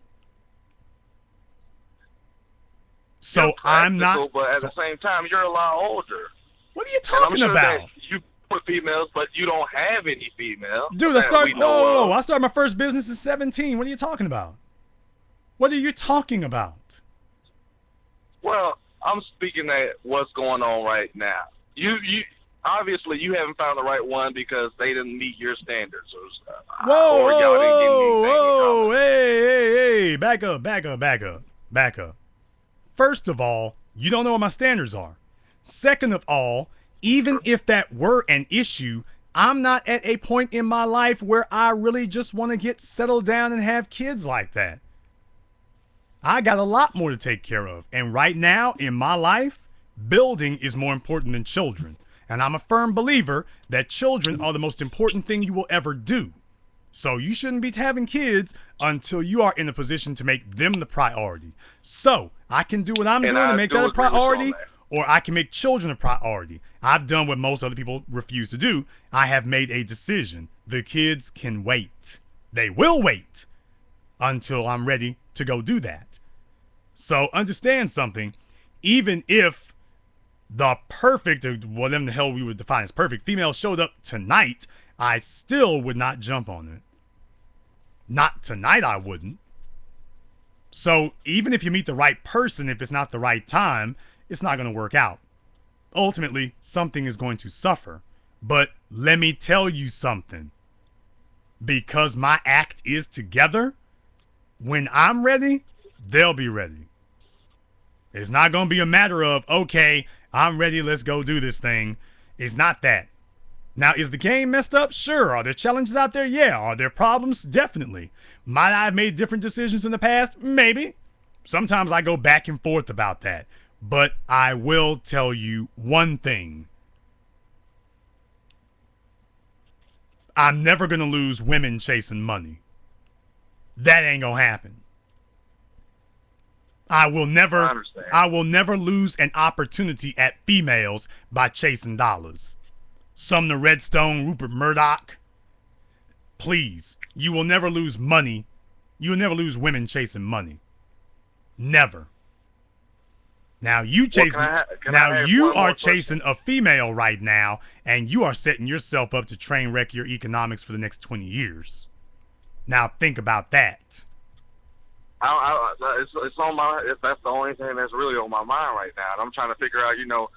I don't want to necessarily break up, but I do want to slow it down. But at the end of the day, I still want to do what I got. I still want to. You know what I'm saying? Be a man. You know what I'm saying? As far as be a guy. Okay, you know what a man? You know what a man does? Do you know what a guy does? A guy gets his act together. A guy gets his bank account straight so he can look at himself with some damn pride in the morning when he gets in the mirror. A guy sits up here and has a pocket full of credit cards that got zero balances on them. A guy sits up here and makes sure that he is preparing a framework for his children. He does that day and night and night and day. He doesn't have to worry about chasing females because all of that libido and sexual energy that used to go into chasing females is now directed towards chasing progress and building. It's like a drug. They ask guys in the military, why is it what happens when they're away from their wives and stuff like that? And I've told you this all before. They all have the same answer, which is that your sexual libido tends to go down significantly because you're constantly in a state of alert. You're constantly at attention. You're constantly looking out for danger. So that sex drive has been replaced by something else. You are sitting up here driving your truck and puttering down the road just long enough to make $4 extra so you can go lay up with this girl and the one before her and the one before that and the one before that. And instead of you getting your money together so you can get a damn 10, you sitting up here trying to grab together $3 extra so you can go get this 5. And that is the difference between you and me. I want to have my pick of females too. I want to have my pick of females from 8 to 10. And you are satisfied having a pick from 4 to 6. That's the difference. Because let me tell you, if a chick let me sit up here and bareback her on the first date, there wouldn't be a second one. There is no reason to take a female out on a date who gonna let you lay up that easy. That's a waste of damn money. That's a waste of money. I don't care. I don't care if you've been talking to her since 1992. If she lets dudes do it like that, taking her out on a date is a waste of money. She don't appreciate it, no way. Just take her little bony behind to the Motel 6 and let's get to doing what we do and then take her home or call a cab or call Uber or whoever. But let me tell you, buddy, if a female lets me do that, ain't no second date. Ain't no coming back. We might meet up again, but it's not gonna be a date, cause that's not what she's here for. Yeah, I'm a little bit confused when it comes to relationships, and I'm trying to learn what my strengths and my weaknesses, and I'm becoming more responsible. I can see myself doing that, and I got credit cards with zero balance. You know what I'm saying? I'm taking care of certain things. I'm trying to be more responsible and prepare myself a little bit better. But let me ask, what kind of business did you have at 17? I just want to know, what was... No, when I was 17 years old, I started out doing work on flooring, floor maintenance, cleaning supplies. I was doing about 4 or 5 different things. Then I got into transportation. Then from there, I started moving into doing minor real estate investing. And I've always had a number of different skills that I had. So when I was at that point, I started small with the things I could do. I hooked up with a bunch of fellas. I wish I'd have done some things differently than I did do it. But like I say, that was where I got started. And I say this again, I admit to everybody, I'm a little bit different than the average black male. You know, you have somebody like a Puff Daddy or something. He's lucky in that, you know, you have people in your family or you know people in the business who can get you into the business. Yeah, I'm a little bit lucky in that regard, in that by the time I was 21 years old, I had met and gotten to sit down and talk to 3 millionaires. And they kind of changed the way I looked at the world, how I looked at everything. So, yeah, I had a couple of things that, yeah, I was a little bit lucky in that regard. But I've also learned that you make your own luck. I've also learned that you get what you put into it. And I wish I'd have had the CDL to be a truck driver when I was 26. I wish I'd have had that.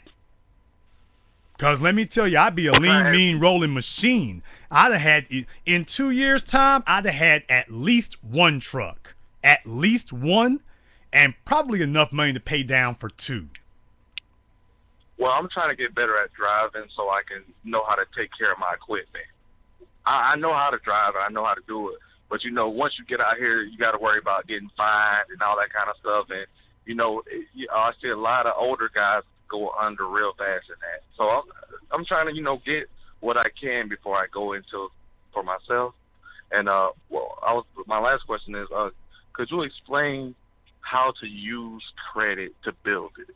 Because I talked to my dad a little bit about it, and he, you know, he can tell me some things, but obviously, you know, you don't have many responsibilities besides yourself. So maybe you can kind of tell me a little bit more about that. When you're trying to build credit, can you use all of your credit and just pay it back before the end of the month, or that's not going to help build anything?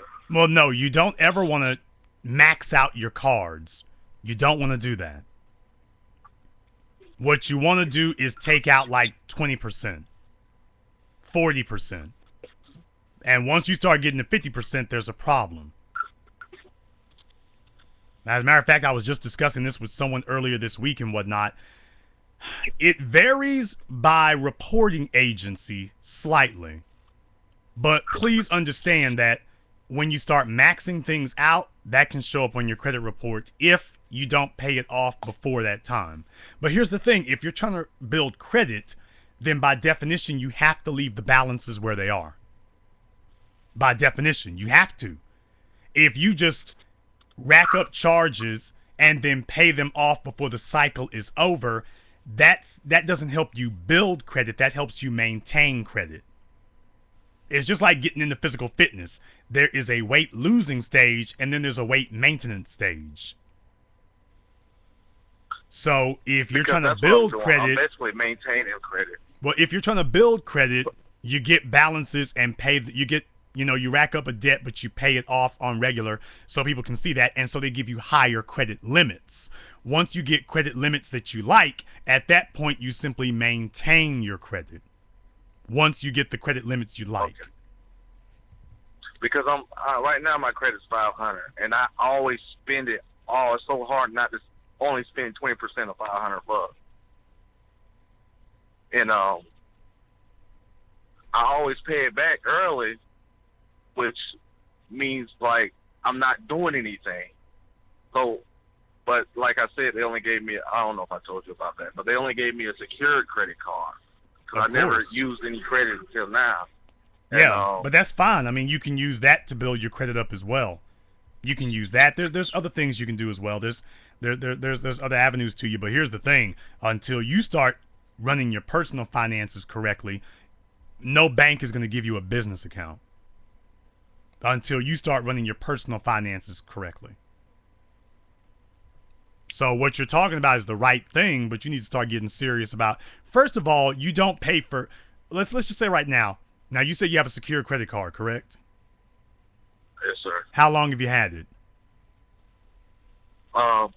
This will be my 3rd month with it. Okay. How much have you charged on it?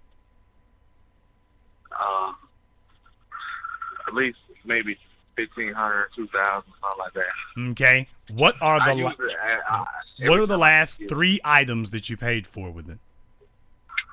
A rental car, and I'm about to pay a ticket on it, a speeding ticket. Yeah.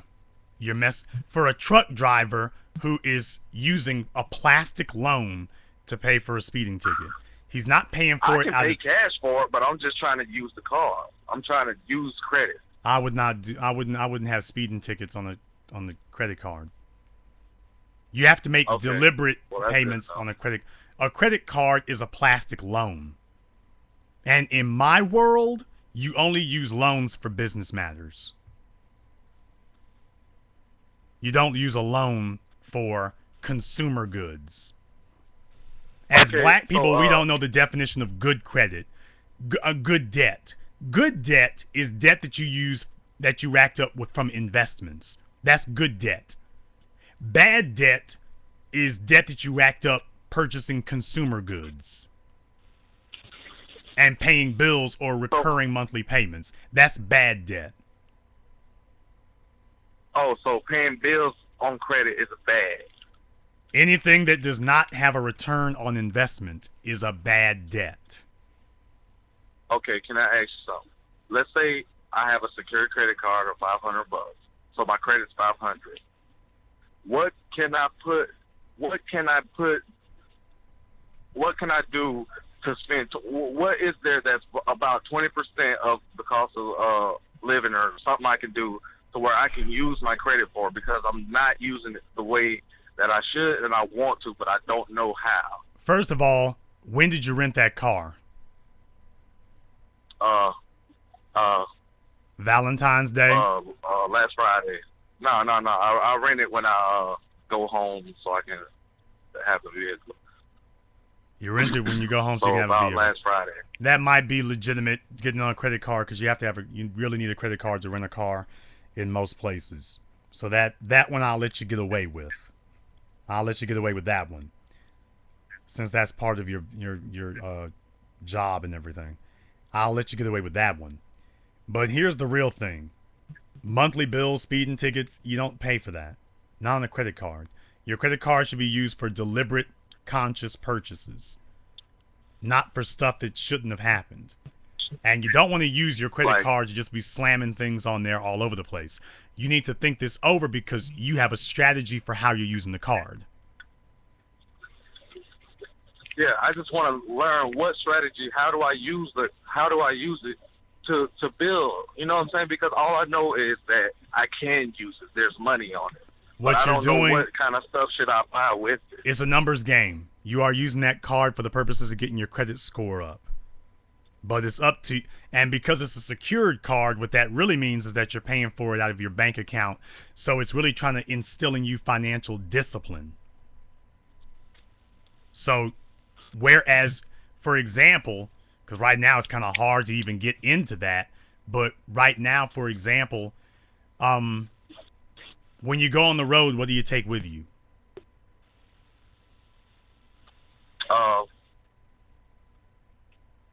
My cell phone. Okay. Clothes, stuff like that. Okay. Now, I've got other people who, folk in my family and stuff like that, when they go on the road, they've got like other equipment with them. They've got like laptops or anything like that. If it's something that Yeah, I isn't, got stuff like that. if it's something that's involved with your trucking, I can see that. The rental car, okay, I can see that. I'm not going to tell you don't with these other things necessarily, but I am going to tell you that that's incredibly risky and I don't see a reason for doing it. I don't really see a reason for doing it. Because the rental car ought to be enough, to be totally honest. That rental car really ought to be enough. But the real thing is what they're looking for is how much you're charging and how consistently you pay. Okay, this is what I do. I'll charge it up to $500. Usually it's around $200, $250 or something like that. And what I do is every Friday I pay it back, pay it off. Okay. So every time I look at my bank statements, it says, there's no outstanding balance that you need to pay in. So I'm trying to see, is that doing anything for my credit, or am I even using it right? It may be, but here's the thing. What you'd really want to do is have something closer to $1,000. Right. And you'd want to charge $300 And if you pay that back in 3 installments, that shows up that you did what you're supposed to do on it because you've kept up with your payments and whatnot. So just do what you're supposed to do. Don't pay it all off at once like that. No, because it's a numbers game. What you're trying to do is build documentation. Now you're playing with real money, which means things can go wrong, but it's a numbers game. That's why you're I don't trying like to do it like that. Well, I mean, hey, this is the real world, so this is for keeps. So yeah, we're playing a numbers game, but we're playing a numbers game with real money. So in reality, you need to get, if it's a secured card, if they let you get your limit up to $1,000, you need to have it there. And then when you charge $300 or $400, that is number one, keeping in the requirements, and number two, you can actually, once you pay it down in 2 or 3 payments, that's the kind of thing that shows up better. And give yourself 12 months of doing that, and that'll start moving your credit back where it needs to be. All right, thanks. I mean, that's the kind of stuff that I like to get on this show about. I like to get on a show about, learning things that, all black parents don't even know about because they haven't spoken to. My dad has spoken to a couple millionaires. I got a couple. He has information, but he has a lot of responsibilities that he takes care of. But does your dad have a credit card? Huh? Does your dad have a credit card? Yeah. Okay, then he knows. Yeah, but I'm just trying to ask. I'm just trying to learn. Things that I know that. I'm just saying. I'm just basically giving you a shout out for teaching stuff that a lot of families can't teach their kids because they don't really know how to do it back then. Yeah. Well, like I say, they just might not know. You want it for a goal, though. You don't want to just get credit for the sake of having credit. In your case, you want to get your credit together so you can go to Peterbilt and go get your 2 rigs, or a dealership and go finance it, or if you need to go to a bank and get a line of credit so you can take a letter of credit to a dealership and go get you a couple of trucks. So you're not just getting it for the sake of getting it. You want to have it for a reason. So do you think that, and then I asked my dad about this and a couple other people, so if, let's say I get a loan for, I'm going to just be small with it, $60,000, and I go get a truck, is it okay to put someone else in that truck, or that'll be a bad idea? You won't have a choice. So you can basically start a business investment off of a bank loan. And everybody, well, all the people and it works. All the people who have substantial businesses do, yes. You Because see, what paralyzes black people when we say things like that, what paralyzes black people is black people have been employees for so long, and they see their employee paycheck is guaranteed, but they see getting a loan is risky. Now, that's the difference between me and most other black folk. I see getting a paycheck as risky, and I see not building your own and getting a loan as safe. See, that's what I was thinking. I was thinking I could go buy a truck, somebody in it, they pay off the loan the first year, Lord willing, nothing happens to the truck, and then, next year we're making profit. Basically, I just risked everything for that 1 year. Wrong order. Wrong order. My dad Wrong order. Huh? Wrong order. Right. That's why I was. He was saying that's the wrong order. You buy 2 trucks. But you are in one. Somebody else is in the other. Okay, TV. But this is what I'm saying. Let's say if I get $60,000 and try to buy an $8,000, $10,000 truck. So I can have that capitalization to where I'm capitalized, because you said you don't want to be undercapitalized. Can that work with a loan like that? Well, you're not going to get a truck for $10,000 is worth a damn. You're going to pay somewhere closer to 30 or 40, even for a used one. But if it were me, I wouldn't pay a dime under 40 if it were me. But I wouldn't be worried about that part of it. The real part of it is, if you're not going to have the money that you need on your own, you want to make sure that you have access to that type of line of credit. That's the number one thing. And this is why I was telling you before, 2 years of working and got $1,000 in your pocket, they ain't gonna make it. That's not Well, gonna I make it. just started making good money in trucking. Okay. Just now. The first year was only 19,000. Okay. You need to spend Which the next is pretty bad. You need to spend the next 2 years getting your stuff together. And you need to be living in that truck for the next 24 months. You do what you're supposed to do, the money will make itself after that. But you need to be living in that truck. You can charge up a couple of things on your credit card. Just make sure that's the only real thing you have to keep an eye on. Keep that going, and that's it. Make sure you keep that going. You might want to get, I don't know, another one. You don't want to get under too far, because building credit can be a tricky thing. You don't want to get yourself snowed under either, because folk go off and go start getting car payments and act like they won the lottery, and now you're not building credit anymore. You're just racking up debts. So you want to make sure that whatever you are financing, that you've got the money to be able to pay it in cash if you needed to. And that's why at this point I don't think a car note would work for you, because you don't actually have the money to make sure you can keep yourself safe. Otherwise, you're spinning your wheels. Bad idea. Bad idea. So, All right, Black First, can I still listen in? yes, you can listen in.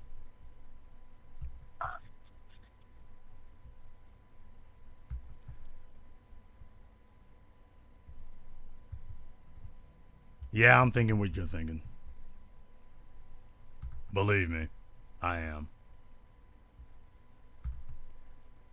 Caller from 586, you're on live with the Black Channel.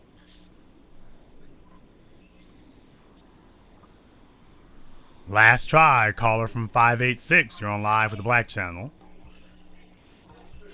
Okay, caller from 586 is playing on the line. We're going to dump them. Caller from 301, you're on live with the Black Channel. Hello. Hello. Hi. Hello, Mr. Black.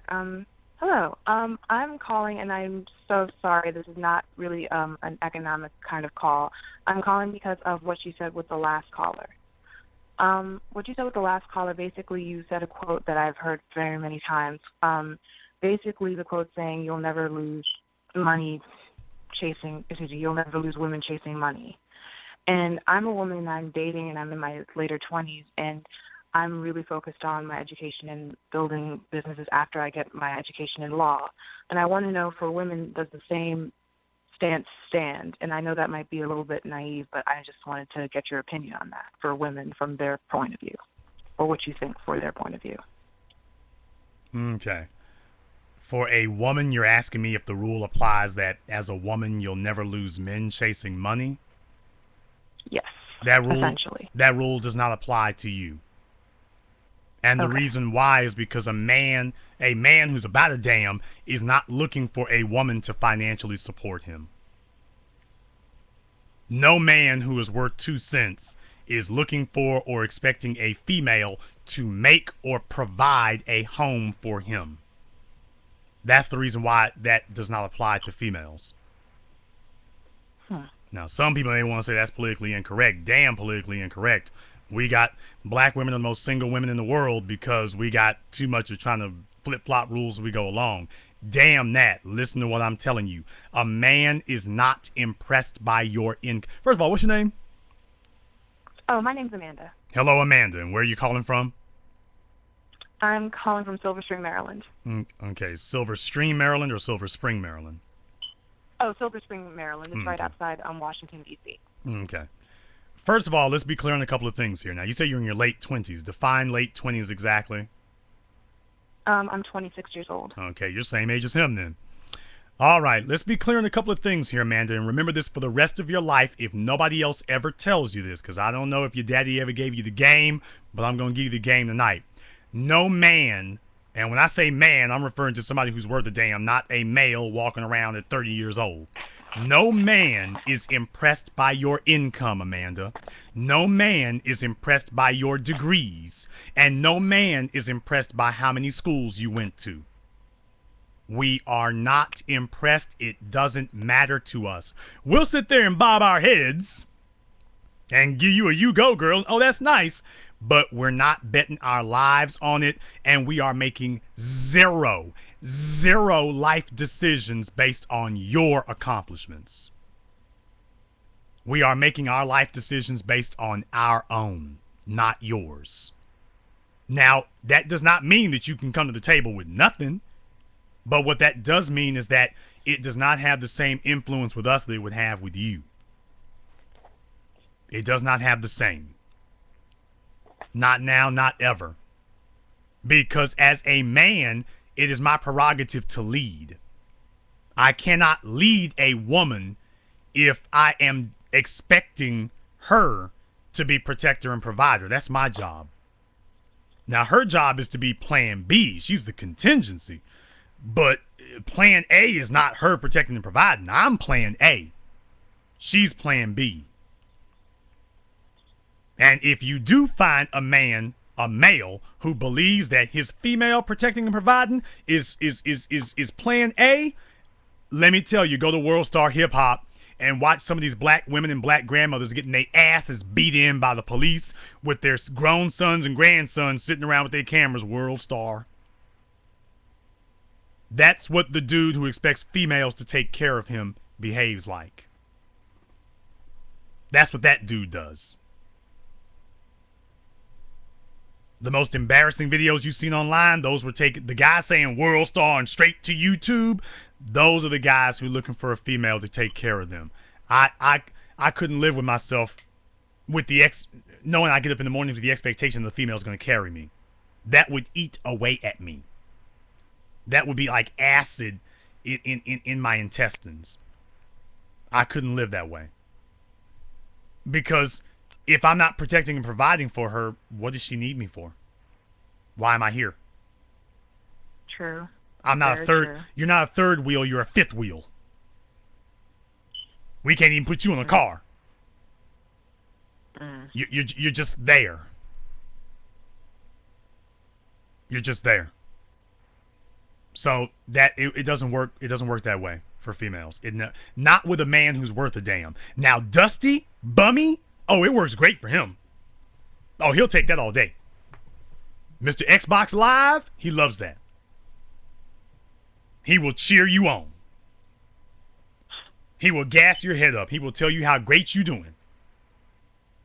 Oh, goodness. Am I lying? Because you called me because of something that's happened in your life. Oh, no. I'm come on now. I'm trying to make sure I listen. Oh, That's come what I'm on. trying Come to on do. now. Because, Don't be shy. Don't be shy. Sister, I know I'm what trying you're to listen because, I know what you're going through. yeah, it's just, I don't know. I'm 26 and I'm really trying to focus on my education and everything like that because that was instilled in me by my parents to make sure you finish your education so you can build something and have something, and that's what I'm trying to focus on. But then it's just, you're doing all that, and then there's also the pressure of, but you want to get married by a certain time because, you know, the clock's ticking and you want to make sure you're able to have a family. So it's like a balancing act. Oh, brothers and sisters, y'all are so lucky that I don't drink alcohol. Y'all are so lucky because I would just be toe up from the flow up, from the show up when we go up. Seriously, I would be. She really just sat here and said, because the clock is ticking. She really just said that. You are 26 years old. 26, not 56. 26. Talking about a clock. I'm a planner. I'm a type A. I want to make sure I know where I'm going with things. So you are talking about a clock at 26, not 56, 26. But TBA, yes, my clock. Oh, baby, how old are you? 60, 50, 26. You just became legal to start having kids. What is you talking about? Yeah, but by the time I get to 29, I want to be married with the right guy. And by the time I get to 30, I want to have the first child. And then I have to go back to work for a couple of years here. And when I get to 32, I want to have the second child. And then we might have a third. I hope it's a girl and a boy and then another boy. And that's what I was looking for. Please. Life is what happens while you're making plans. You can't write all this down on a sheet of paper. You cannot plan your family the way that you planned your career path or your schooling. It doesn't work that way. I don't have kids, and I know that. And furthermore, here's the one thing you need to keep in mind more than anything else. I want you to think about the last 2 major mistakes that you made in life. The last 2 biggest major mistakes you made in life. Did you make those mistakes after months of waiting and careful preparation? Or did you make those mistakes being in a hurry?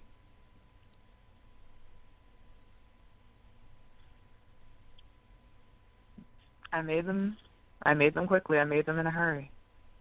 And if you think about your life, the majority of mistakes that all of us, you, me, everybody, the majority of our biggest mistakes were made something that we tried to rush our way through and try to hurry up because we told ourselves we couldn't wait.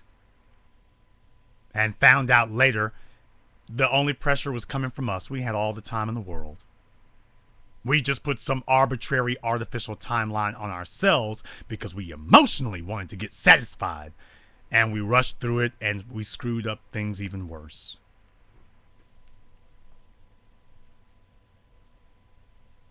That's the way it always happens, Amanda. Listen to me. You are doing fine. You're in school. You're going to be a lawyer. I'm going to ask you this because it's important, Amanda. It is important. Mm-hmm. How tall are you? I'm 5'9". And how much do you weigh? Be honest. I cannot help you if you deceive me. Be honest. 185. Okay. You are not grossly overweight or anything like that, although you probably could stand to back off about 10. But that'd be about it, depending on your frame and whatnot. You might be okay where you're at. It just depends. No. Oh, no. I know I'm not okay. That's something that I really want to work on this summer. I was about to say, because if you play football, 185 would be good for you. No, but I'm a female, so Yeah. and I do not play professional football, so no. I mean, the thing is, we have a community, and this is just my personal opinion. I'm not speaking for every black woman, but I'm just speaking for myself. I feel that we accept being overweight a little bit more than is acceptable. I don't like that. So it's just like, personally, I feel like you should do the research, look at your BMI. I know that I'm not where I need to be. Like, I'm a point away from, like, the obese mark versus the overweight mark, and, like, I shouldn't even be in the overweight mark. I should be in the healthy mark. So, Right. Well, just yeah, consider sorry, this. That's just my... Consider this, okay? Mm-hmm. Would you judge a man, like, for example, if you were dating a guy, would you judge, if you got into a guy's car and it was messy and he's got McDonald's cups and stuff like that, would you start judging his housekeeping by his car? Like, if his car were messy, would I judge him for it? I'm saying that if you got into a guy's car and his car was messy, would you say that this is an indication of how he keeps his house? Yes. Okay. Just remember that with men. When we take a look at a female, how she keeps her body is our indication of how she runs her life.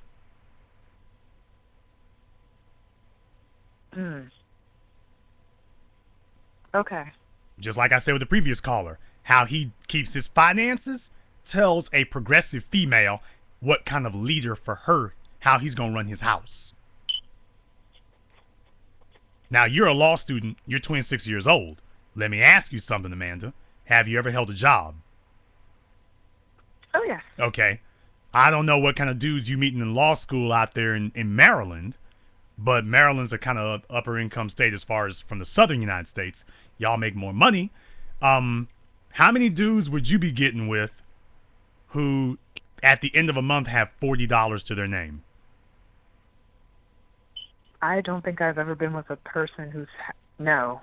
Now, I'm not beating up on Donovan, but what I'm saying is, why, if you had a choice, would you choose that guy? No, because I don't know. That just seems unstable. Like, you have, like, if you have $40 to your name and you're a guy and I'm supposed to be dating you or being with you in a relationship, how am I supposed to trust you? It's a trust factor. Like, okay, this is how you keep your life. It's like the floors are crumbling a little bit in my mind. The real problem, Amanda, is that as a female, you say to yourself, the most I can ever expect from this guy is $40 a month. Because that's what sticks out in your mind. It's going to be $40, $40. What can I do with $40? This is a man who can give me a $40 life.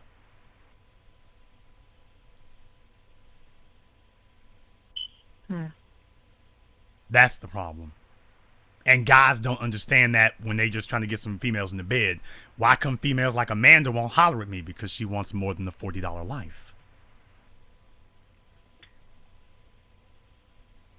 She's going to law school. She obviously wants more than the $40 life. Clearly. Oh, sorry. And just to correct you, sorry. I know I should have done it earlier, but I was just trying to listen to your advice. I'm not in law school yet. I'm pre-law. I'm studying for the LSAT as we speak right now. Okay. So just to clarify. Okay, that's fine. You're on your way. That's perfectly fine. Yeah. But my real thing about it is you're trying to go somewhere. And I don't think where you're trying to go is $1.04 a day. Which at the end of the month will leave you around $40. I don't have time to be exact about it, but I don't think you're trying to go for that. I don't think you are. I could be wrong. No, I'm not. Like, I agree with what you said earlier about how children are the highest priority. It's just, I came from a family where I grew up, both my parents were working, but my dad and my mom really, they had a business and they were established to the point where they were very active in our lives. So I agree with that. That's why I want to get it established to a certain point.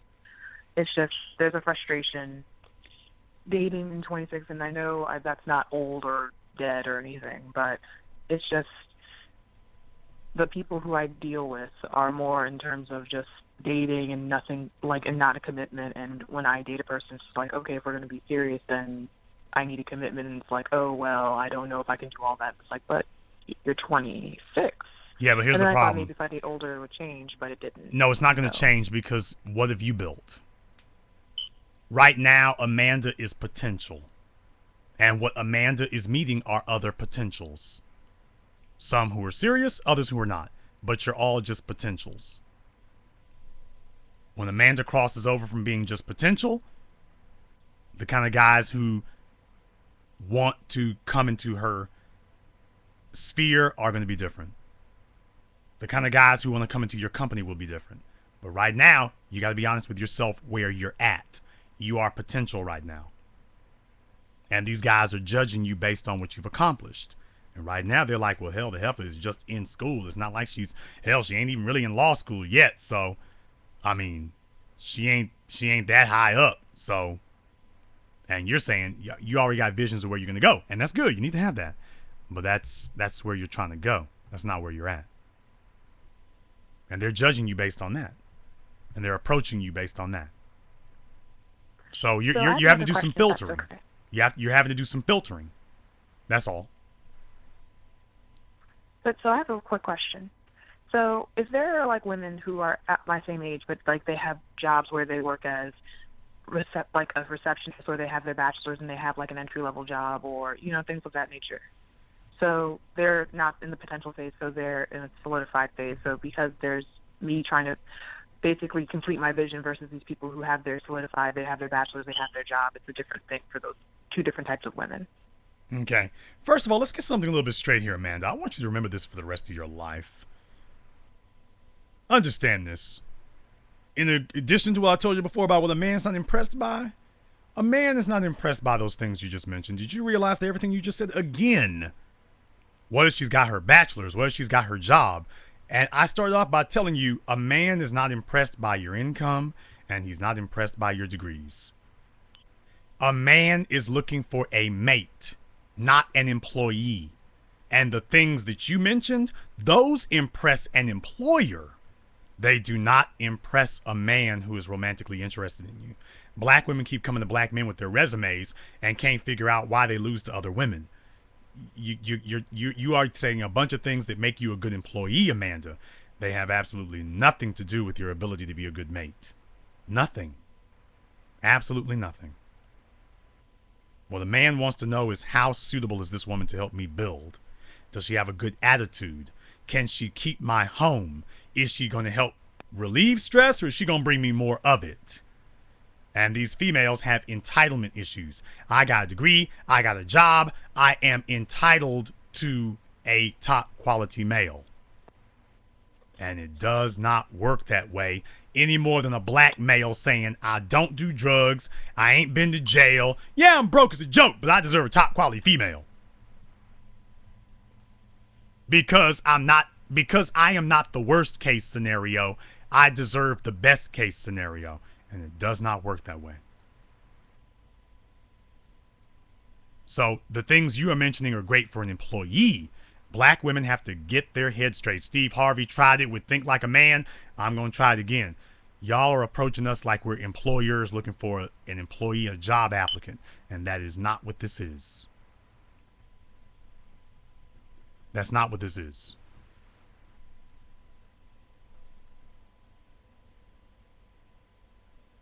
Okay. Now, one more thing I want to find out.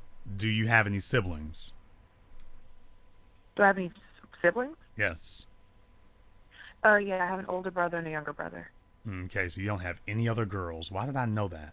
I was going to say you were single. I was going to say you were an only child. Technically, you kind of are. You got raised around 2 boys. Yeah. So what I'm saying is that if you had an older sister, this would be a lot more plain to you.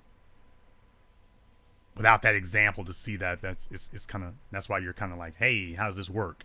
Because you got 2 brothers and whatnot, and it's different. Number one for you, and I know y'all are 26 and your loins just be screaming, and I know that. But what I'm telling you though is your number one priority should be getting your money together and getting your life solidified. Because if your life is all skidding and swerving, you're only going to qualify for a man whose life is skidding and swerving. And I don't think that's what you're going to law school for. So as tough as it is, executing anything in life is 90% preparation and only 10% running around and doing things. You are still in the 90%. And you're like, hey, when do we get to run around and do things? Not yet. So, you still have a little bit of ways to go. But do not worry about the kids thing, okay? There's an old saying, when the student is ready, the master will appear. When the wife is ready, the husband will appear. But right now, you shouldn't even really be thinking about that. That would be an impediment to you. You are either going to excel at your career or you are going to excel at a family. And you're 26 years old. What's the hurry? So either your priority is going to be family or getting your career so you can take care of your family. What's it going to be? Because it can't be both. You try that, one's going to suffer. Both are going to suffer. Both will.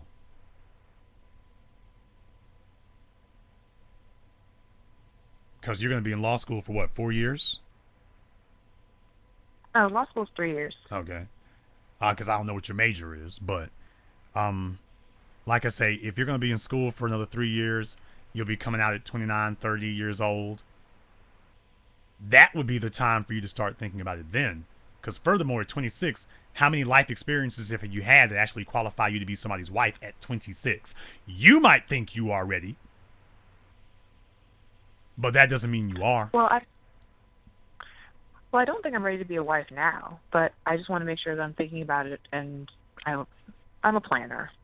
I overthink things. So it's not me thinking about now. It's me thinking about 3 years from now, making sure I have a plan to get there. Well, thinking things over is fine, just as long as you don't suffer paralysis by analysis. You don't want to be thinking things over so long that you wind up never actually doing anything. What you are doing is what you're supposed to be doing. You're going to go to school. You're going to get your degree. When you come out, you will have a wealth of experiences and knowledge and maturity behind you. And now you will actually be able to start the process of properly vetting and actually analyzing a male. Because if you ain't got a husband, you ain't going to... I certainly hope you're not one of these females who believes that she can have kids without having a husband. No, that's not a family. Okay, because I'm about to say, a family is a man and a woman, not a woman and a child. Yeah. So, plus your parents would be disgraced. And let me tell you, I would never hire an attorney who is a single mother. Oh, no. I was raised in a very strict household. It's that out of wedlock thing is not how we operate at all. Yeah, because North Carolinian father, West Indian mother, that's not how we operate. Yeah, because if she's letting unprotected penises get by her, she's damn sure gonna let these people I'm suing get by her. So, I wouldn't go for that. Hey, you gotta be careful, because nothing gets by me. But like I say, you got it right. Don't worry about it, okay? What you're worried about is, am I waiting too long, ma'am? In this world today, and because I'm in my late 30s now, there's no rush. I know as a female, I understand you feel like that, but there is no rush. The reason that the majority of black females stay single is attitude issues. Having a bad attitude. You know what bad attitude really is? That means you got a messed up perspective on the world. That you think people are going to take things they shouldn't. Your perspective is messed up. Well, guess what? You've got a kind of issue with that now. Your perspective is messed up on it. You're in a hurry. And the problem with being in a hurry is you will start settling. You'll have to. Because then you'll start saying, well, what I really want isn't moving fast enough. I better take what I can get. That's when the phone rings and Donovan picks up. Just kidding. But what I'm saying is that, you never know what's going to be happening in a situation like that. So once you start getting impatient, you start settling. And that's how you end up, with Future or whoever who don't mind hopping in the bed with you raw. And then you got 18 years of fighting with this nigga. Because we thought we were taking a shortcut. And in reality, you just gave yourself a whole bunch of headaches. And that's real talk. So, ma'am, nobody has ever repented of waiting until they were ready. You got a bunch of folk out here sorry that they got impatient and jumped too soon. Because you can always take a year and wait. And if you pass by the right fella, you can go back and talk to him. Maybe he'll be receptive, maybe he won't. But let me tell you, you will regret waiting a lot less than hurrying and making the wrong choice. Because you can't take that back. You can't get more time, but the only thing worse than spending time is wasting it. And you make the wrong decision at this point. You're at a crucial point right now, Amanda. You are at the point in life that makes and breaks people, and particularly black women. You sound like you got a good attitude about you. You sound like you ain't all messed up in the head. Sounds like your family gave you a good pedigree. You're one of the kind of sisters I wish we could clone you, because we need a lot more of you who see that. You got any tattoos? Oh my God, no, sorry. Now we need to clone you. Now we need to. Are you a member of my group page on Facebook? Yeah. My brother got me to oh gosh, I want to say he started last year, and I didn't sign up for all your stuff, but now I have, and I'm telling you, I didn't really care for Facebook until I started looking at your stuff as news. Seriously. Okay. Well, good. I must say, I thought you were going to say I hated you when I first met you. All right, that's usually the way it happens. No. It's like I would listen to you occasionally, with my brother, and he would tell me, "Oh, listen to this specific video," and then he's just like, "No, but sign up for all." Because I think it was a week ago, I was telling him how frustrated I was because everybody around me, they just weren't trying to grow with me, or I just felt like these people were still stagnant, and I shifted because you get to your mid-20s, you turn 26, and it's you don't have the same priorities as your college friends and things. Well, and he was just like, "Look, what you really meant your white counterparts. Change this." What you really meant to say was you don't have the same problems as your white counterparts. That's what you really meant to say. Look. Yes, the white counterparts, but also some of my black female friends, I just feel like it's just some of them, not all of them. It's just specific ones. It's just there was a criticism going on, a judgment, and just it was just pleasure in the judgment and the criticism and the gossip, and there wasn't any talk of anything real going on or business, or just there was no pushing of the envelope with the conversation and the discussions we're having. And, I was frustrated. I'm like, but what's happening? Because I'm shifting and no one else is shifting. And so then my brother, said, no, you need to look at these groups, and it's going to happen. You're going to need to, isolate yourself a little bit and just develop because this is your time. But, listen to these groups if you feel like you're about to burst and you hear nothing. So that's when I signed up for your stuff, and it's really helped a lot. Right. Well, first of all, understand that we're in a building phase in black society, okay? We're building.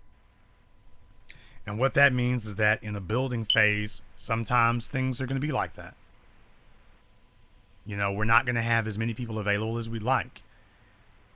Other groups of people have had a century, 2-century head start in building a stable socioeconomic and family structure.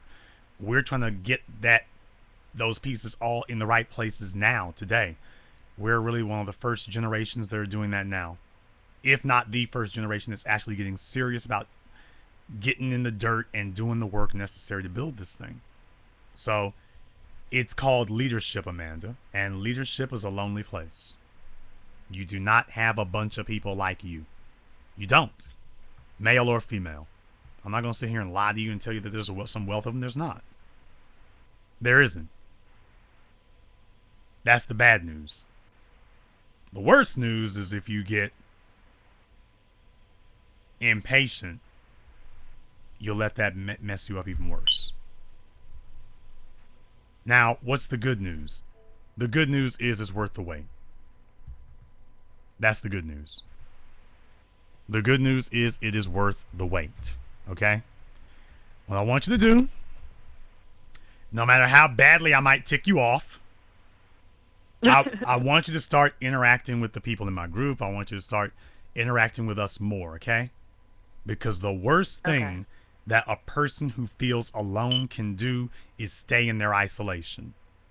Because you got all kinds of false thoughts running around in your head, and never once have you allowed it to be challenged by the real world. You just have beliefs, and you look for things to reinforce your beliefs, but you never actually look to verify whether or not it's actually true. So first of all, if you're not interacting with us, and clearly you're not because I ain't heard you, start. Doesn't matter if you agree, if you don't agree. You want to post your own stuff, I got another group called TMI. You can become a member of that and start posting up things and start interacting with people. But I'm going to tell you right now, come out of your shell. Because the worst thing in the world you can do is have this idea that you're alone. Because there's not as many of us as we need, but you're not alone.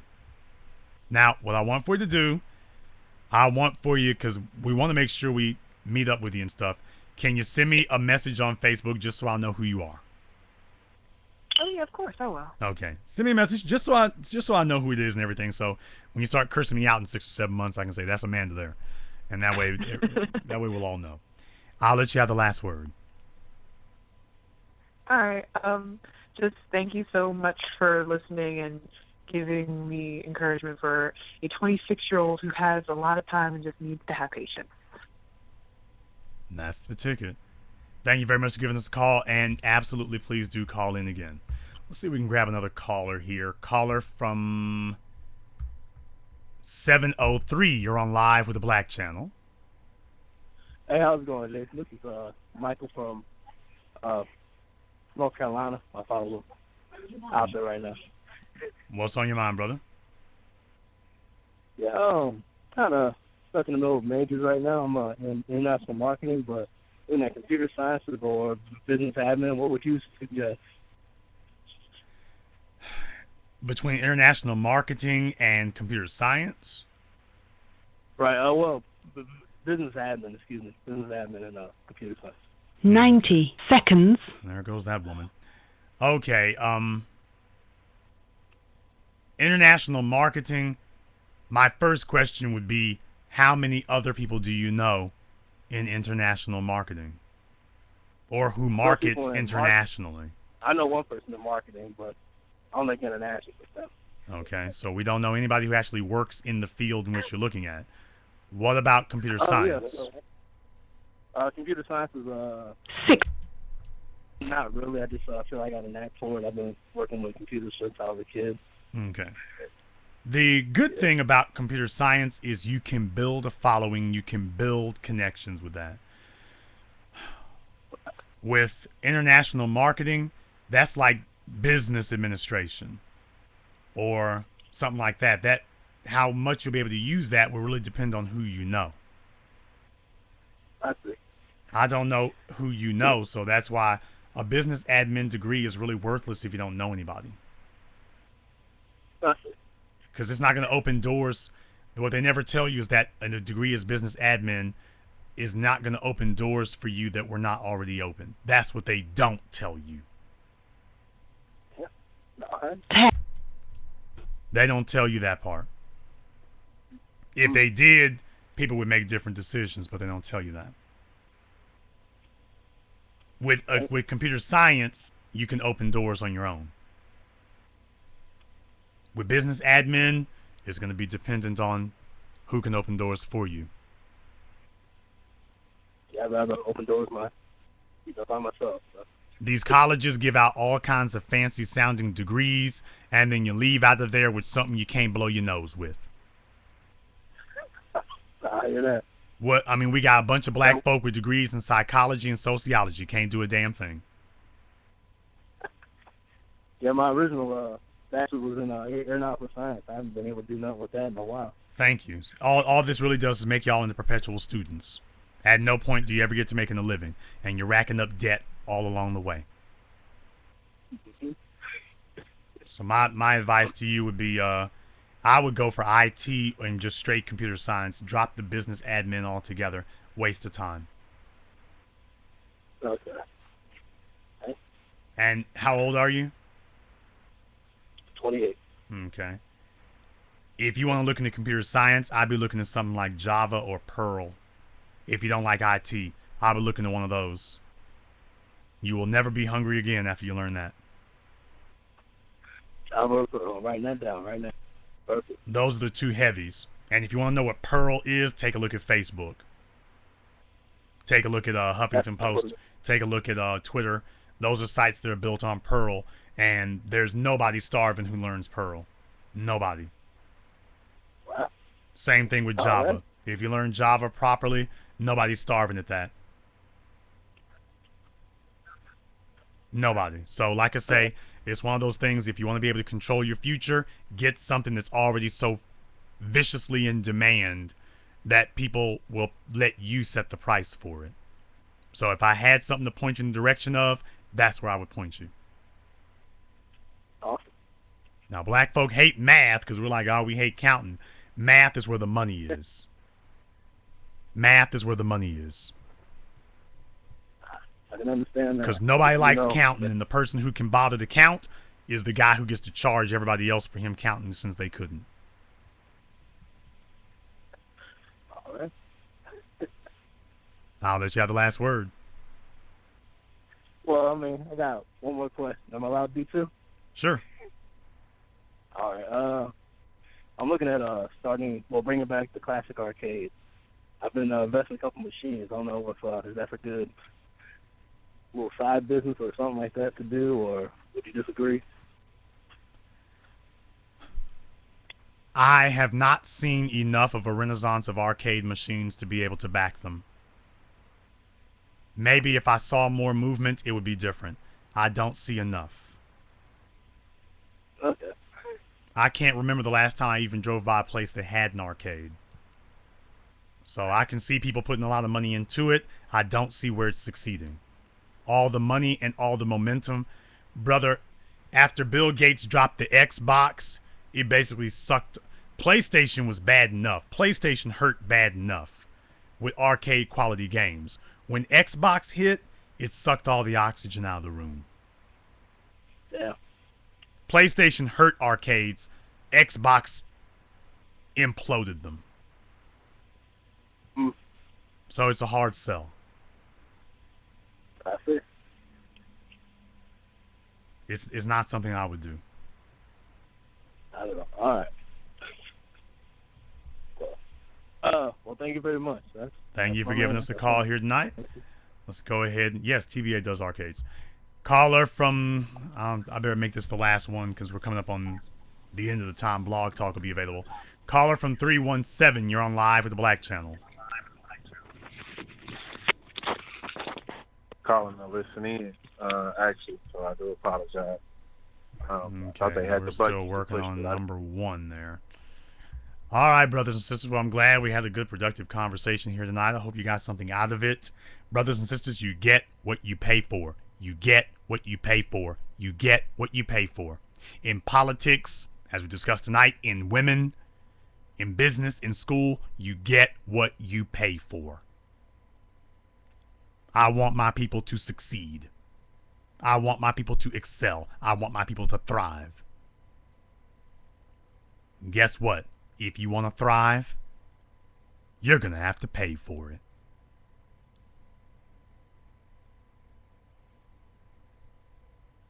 And this concludes tonight's broadcast of the BlackChannel.net radio program. I am, of course, your host, your brother, your humble servant, the Black Authority.